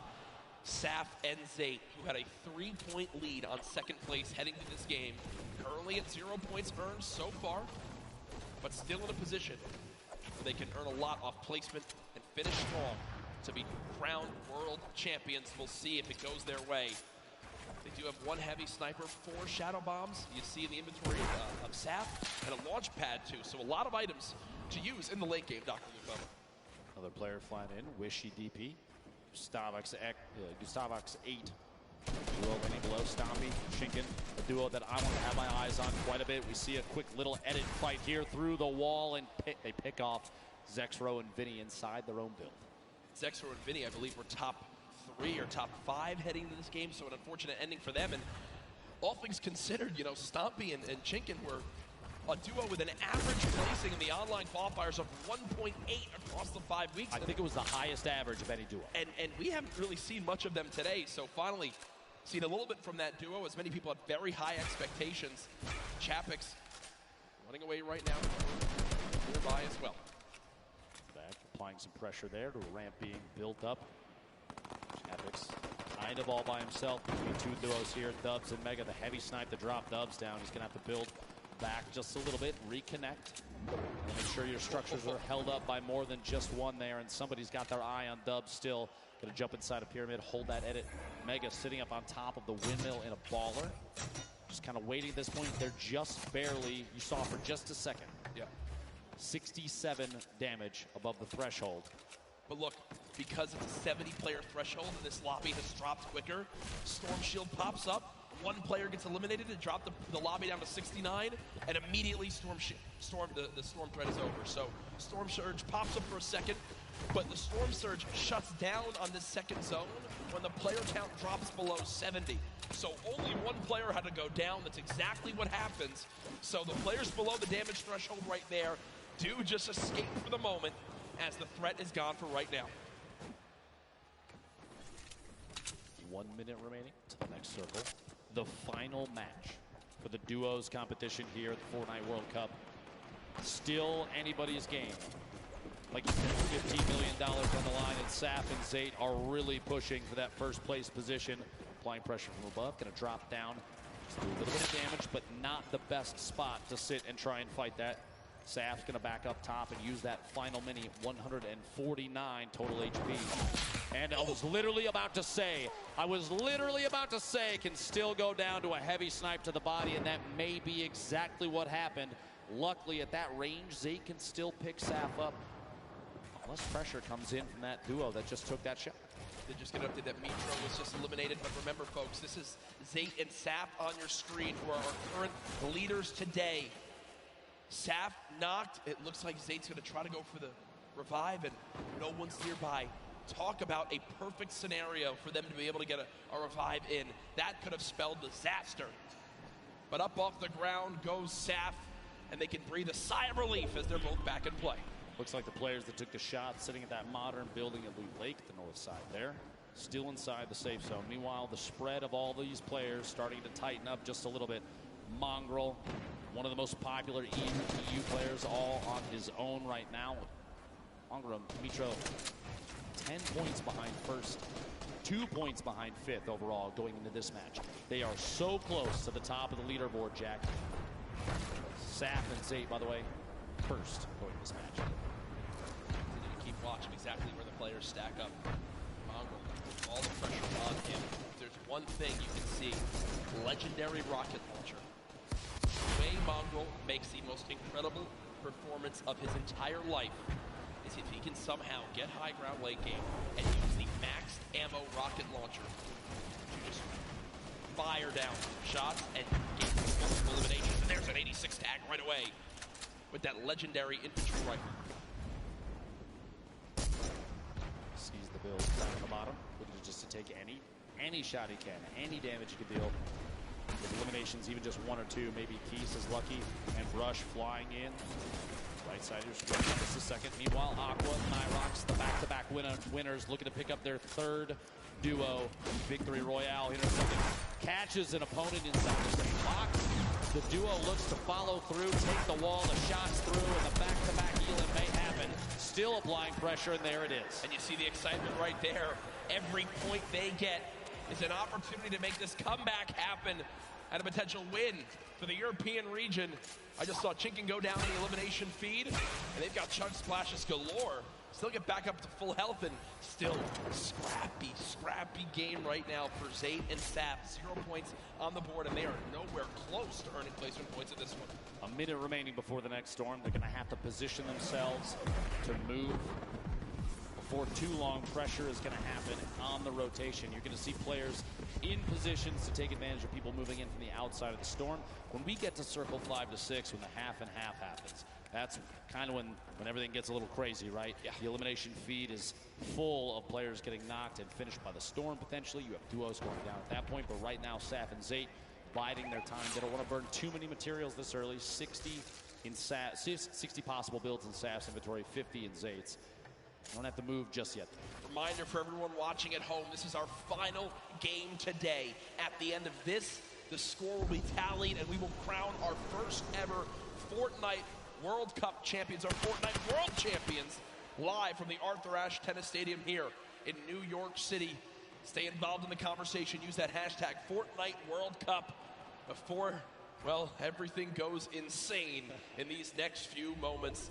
The fourth zone has popped on up. 56 players left, 34 duos. Who will take the final victory royale? Now, Rojo and Wolfies all the way up top, on top of the hill here. They do have at least one baller. They have an opportunity to move. Looks like Rojo's going to make that move. Wolfie's just kind of waiting, biding his time, maybe looking to take a shot at somebody. Baiting your teammate, not the worst idea. Rojo's going to move down this little camp underneath, this tiny little shack, and farm up everything that he can. Materials, like we've said before, we'll say it again. You always see late games where it comes down to potentially who does and does not have those remaining. So getting those couple materials can be key. Wolfies, you heard the snipe shot there. Looks like nobody got connected with it. Still waiting above 107 builds in that inventory. Mega and Dubs down underneath. Literally right next door. Bell, Mongrel, across the street, 4ZR and nowhere. Saf and Zate. So many players bunched up in the same structures right now. This might be the time for players like Mega and Dubs to take shots through. That's why they're editing the windows. They're looking for players rotating or even getting pressured from others that may be around them to shoot in on the same surfaces, see if they can pick up those leaders. Remember, Dubs and Mega currently top 5 in this tournament. Still looking to be able to break on through, to make some noise. The battle for first continues. The top 5 duos still all in play. Storm Surge did just pop up, but it's only for the top 50 players right now. So 2 more players need to drop, and Storm Surge will be over. Just a quick note, I saw on the feed a moment ago, Nyrox, one of the back-to-back duo winners, picked up an elimination on Skeptic in the feed. Dude, this is so close. Tough day for them, but yes, 31 duos. More than half of the lobby needs to go down before we even get to placement points. And Nyrox and Aqua are sitting on 4 total right now, which is huge for them. They're already in the next zone. They're on the high ground. They've got 5 shadow bombs, near max materials, 4 shockwave grenades, already 4 limbs. Ben, they could somehow do this. They actually are in an incredible position to win another game, and there they just eliminated Ronaldo. The 5th elimination for Nyrox and Aqua. They've already got another player down to just HP too. At this point, imagine 3 victory royales in a row for this duo would be absolutely definitive that this is one of the best, if not the best duo in Fortnite right now. This is insanely intense right now. So much on the line for these players. They're boxed on up. Keep in mind, the average age of the players here today, 16, and what is that update? That's Nyrox and Aqua. Jackets 1 point between first and second. Point away from first, but there, Zate gets an elim. Now 2 points away again. Saf with an elim as well. It was the same player. It was the knock. Okay, they were the knocking him. Okay, but still, either way, within a couple points of first place, and on the top left, the team in second. On the bottom right, the team in first. Who will become the first ever Fortnite World Champions? Go, rotation occurring. Mongrel in the feed, picking up the elimination on Dubs. He just knocked out. He just eliminated Dubs. Saf and Zay waiting on the bottom. Only 1 elim, but it doesn't really matter at this point. They just need to focus on positioning and catching players on rotation. Funk at the top of your screen. Tons of players bunched up near each other. Mongrel, look at it. He shots the rocket out. See if pressure can happen there. Mongrel may be able to pick up an elim soon. An RPG late game. Competitive Fortnite, super advantageous, especially if you have players that are on the move. Get a shot just in front of him, just going for these quick edits. Mongrel's looking for any chance he can get to take shots at players that do not know that he's there. And remember, earlier in today's competition, it was Mitro who winds up living all the way to the end by himself and getting 5 extra elims, which put them into the top 3 after just game number 1. Now it's Mongrel's turn to do the same. The new pickup for FaZe Clan looking to clutch on up. Putting shots down range. I believe this is Mega, one of his teammates on FaZe, who's on the other side of that metal, and he's not relenting with this pressure. Both of these duos actually in our top 10 right now. The new zone pops on up, and this is a full moving zone. Did he get the elim? He did. Mongrel with the elimination onto Mega. Just so single-handedly took down Dubs and Mega. I don't know if you saw that when the Elin popped up on his screen. The eyebrows raised just a little bit. He may have even been surprised that he picked that one off. That's a huge point for that duo. They're absolutely within arm's reach of making this happen. Ladies and gentlemen, these are the final moments of the Fortnite World Cup Duos competition. Who will take home $3 million and the title of Fortnite World Champion? Mongrel trying to put his name into the hat. 3 eliminations so far. Storm Surge has begun, but they're far and away above it. He uses his last Shadow Bomb, though, Dr. Lupo. Over 1,000 damage above, but yeah, that last mobility piece, that might be a mistake we'll have to see here in a second. The move so far, though, that maybe that was his only choice to stay in this. Look at you, the left side of your screen right now, folks, is insanity. So many players making their way across in even the same structures built by their opponents. 36 total players. We're at 23 duos remaining. 8 more duos need to go down before we get into placement points. And with how close first, second, third, all those placements are to each other, every single point is going to matter coming down to the last moments here. Saf all by himself now. You see Aqua weak, Nyrox weak. Players dropping another Shockwave, using it all the way ahead of the zone. It could be a game-saving play on the bottom right of your screen. Aqua's all by himself.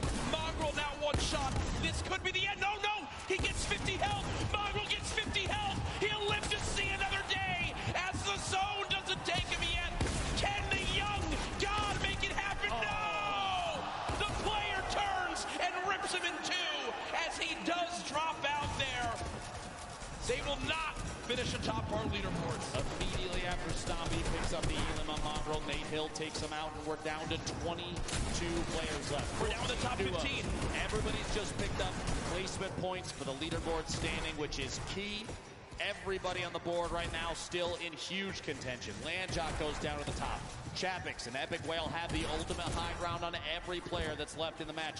Nate Hill flying just barely outside of the storm. He does go down right there. Rojo, multiple players still in Ballers. The Rocket, an attempt to break Rojo's the Baller with the RPG, rotates away from it. Look at the top left of the screen, though, Jack. Only 1 duo left. Epic Whale on the high ground all by himself. Cease and Elevate, the last duo alive in this game, can still make something happen. They were in a very similar situation earlier on. Shots still coming out through. Aqua with 1, but he goes down. We'll have to see where they end up as we look to crown our champions. 8 players remaining, 7 different squads. Again, the only duo still left, Cease and Elevate. They're currently at 4 total eliminations. Rojo on the bottom right of your screen, the left side, the full lobby left. Arkram still in this, 4ZR as well. Keenstar with so little HP, can't take a bit of storm damage. Cease goes down, Elevate with an elim. Epic Whale raining down shots. Rojo trying to panic build in these last moments. 6 players left in this game. Still a full duo, though. There we go. Elevate goes down. Cease eliminated as well. It's 4 solos remaining. These are the final moments of the duos competition for the Fortnite World Cup. We have 4 players remaining with Arkram sitting at the highest Elim count. Oh, Hosucky's got the build up. Still in the safe zone. A quick 180 and he can't quite catch that elimination. Arkram 1 versus 1. Arkram versus the player up top. There's just no way. There's just no way. Arkram, though, 6 elims, but 4ZR in the end will take the final game with the victory royale. 10 placement points earned. What a performance in the final moments right there, as that was our final game. Ladies and gentlemen, make some noise for all our players today.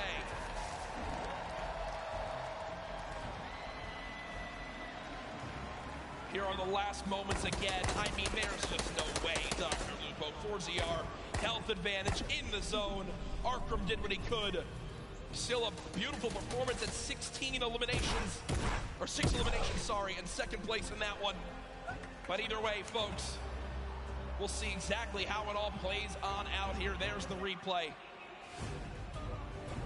My gosh, Dr. Lupo, my heart is racing right now. I can barely put a thought together, I'm not gonna lie. A valiant effort from Arkram right at the end there to try and hold out the campfire down, but not enough materials and the shots from above from 4ZR. Like you said, material advantage, HP advantage, every advantage in the world. It was his game to win. Yeah, and I'm looking around right now, a lot of people on their feet here in this venue. for where we will soon find out who will be crowned the first ever Fortnite World Champion, who will have their lives changed forever as they win $3 million combined between the two. Millions watching online. Send right now. Tweet out who you think took it home. Use the hashtag Fortnite World Cup. Get it trending. Who do you think won? I think we've got an idea, but I'm not saying anything. I'm not saying anything until the official leaderboards come out, or else I will be kicked off this stage and never allowed back. Security will actually spear tackle it. Yeah. It's true. They told me before we got up here. Look, an immovable object. As now we still await the final scores. Dr. Lupo looking back on today with solo competition still to happen tomorrow. What are your big takeaways from the games we saw? I think we saw upsets and for some teams that a lot of people had talked about were going to go above and beyond gameplay that they had seen before. That being said, there was a lot of confidence, and you love to see that, especially from every player on the stage right now. 100 of the best players in duos that we have ever seen. They have to realize that they beat every other challenger to get here, Jack. There's an energy in this room right now. I'm just looking around. Everyone has their cameras ready for when the announcement comes. Again, we're tallying every little bit so we know exactly who won it. Ladies and gentlemen, do you guys want to hear who will be the first ever Fortnite World Champions? I think they do. The results are in. Ladies and gentlemen, congratulations to the first ever Fortnite World Champions, Aqua and Nyrox!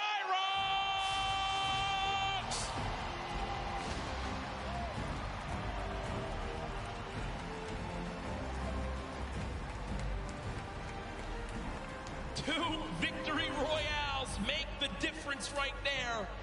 The win and $3 million, Dr. Lupo. Ladies and gentlemen, again, your new Fortnite World Champions!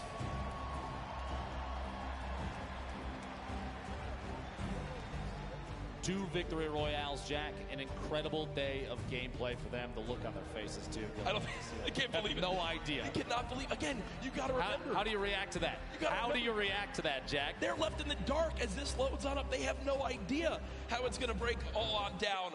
They are our first ever Fortnite World Champions here for duos. We're going to get you guys the full standings breakdown to see how it all played on out. But again, they take it home. 2 wins make the difference. To be exact, I think 1 point made the difference. One elimination across 6 games made the difference. That shows how close these games are. It says a lot about the score, the skill, and everything, but there it is on your screen. Nyrox, Aqua, $3 million in prizing, and across the top 10 there, an incredible display of skill. Rojo and Wolfies, Elevate and Cease, Saf and Zate, Arkram and Falconer, Mongrel and Mitro, Mega and Dubs, Darox and Item, Zexro and Vinny, Vato and Sky, your top 10 duos for the World Cup. And just to reiterate, $3 million for Aqua and Nyrox, $2,250,000 for Rojo and Wolfies. Cease and Elevate, $1.8 million. Saf and Zate, $1.5 million earned. And in 5th, Arkram and Falconer, $900,000. Congratulations to everyone that made it this far to the Fortnite World Cup Finals. Here are our top 20. Remember, folks, do not go anywhere. We still have our trophy presentation to celebrate our winners, Aqua and Nyrox, but a great performance from everyone in the top 20, from everyone who made it to here across weeks of grueling competition, months of grueling competition. It pays off in a big way. And it's funny to look at a leaderboard like that with all the prizing on the screen. Yep. Jack, it almost looks like a typo. Based on everything that we've done in the past, all the competitions for Fortnite that we've had the opportunity to commentate together, you see $3 million and you think there's a couple extra zeros. But I assure you, folks, it's correct. That is correct. That is correct. And that is the end of the duos competition. But it's now time to crown our champions, to hand over the trophies. And to do that, it's none other than Golden Boy. This was awesome. Top to bottom, the best Fortnite competition you could have possibly had asked for. And in the end, one duo reigned supreme. So let's go ahead and make it official right here in the winner's circle. Welcome to the stage, Cooler, Aqua, and Nyrox.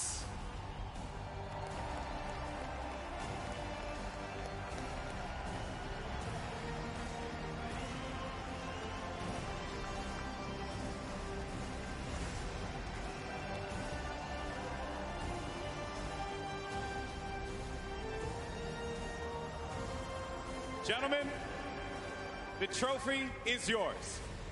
Your Fortnite World Champions, Aqua and Nyrox!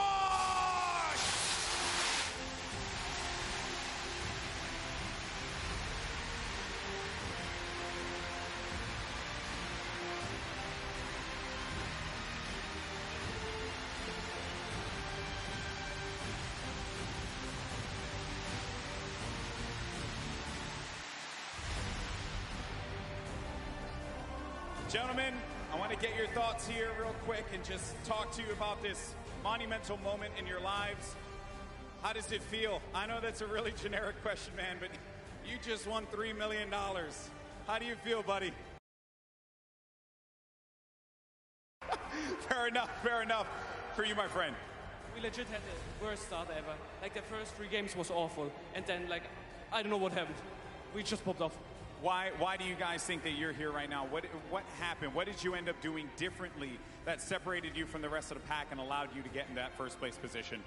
I think it's the amount of hours we put into this game and how serious we take it. That's right. And now, obviously, I understand you do have some family that's here as well. You've made them very proud. Who are you playing for here today? Like, for my mom, she always supports me, and it's just insane what happened. Like, I don't know what to say. It's insane. For you, my friend. All my friends, my family, my father, and it's game. All right. Well, you're definitely going to have a lot more fans now, man. Once again, your 2019 Fortnite World Champions, Aqua and Nyrox.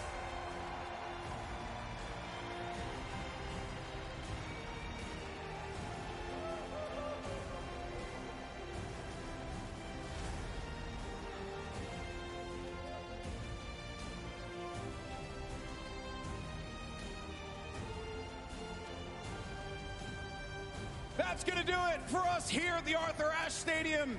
It has been a wild ride, and we have our 2 Fortnite World Champions, Aqua and Nyrox. Congratulations once again. A lot of special things are lined up for tomorrow, so make sure you join us. It's going to be the solos competition. We crown one more world champion and a special teaser image for the next season of Fortnite. You're not going to want to miss it. Ladies and gentlemen, this is the World Cup Finals of our Fortnite. We'll see you tomorrow. Have a great evening.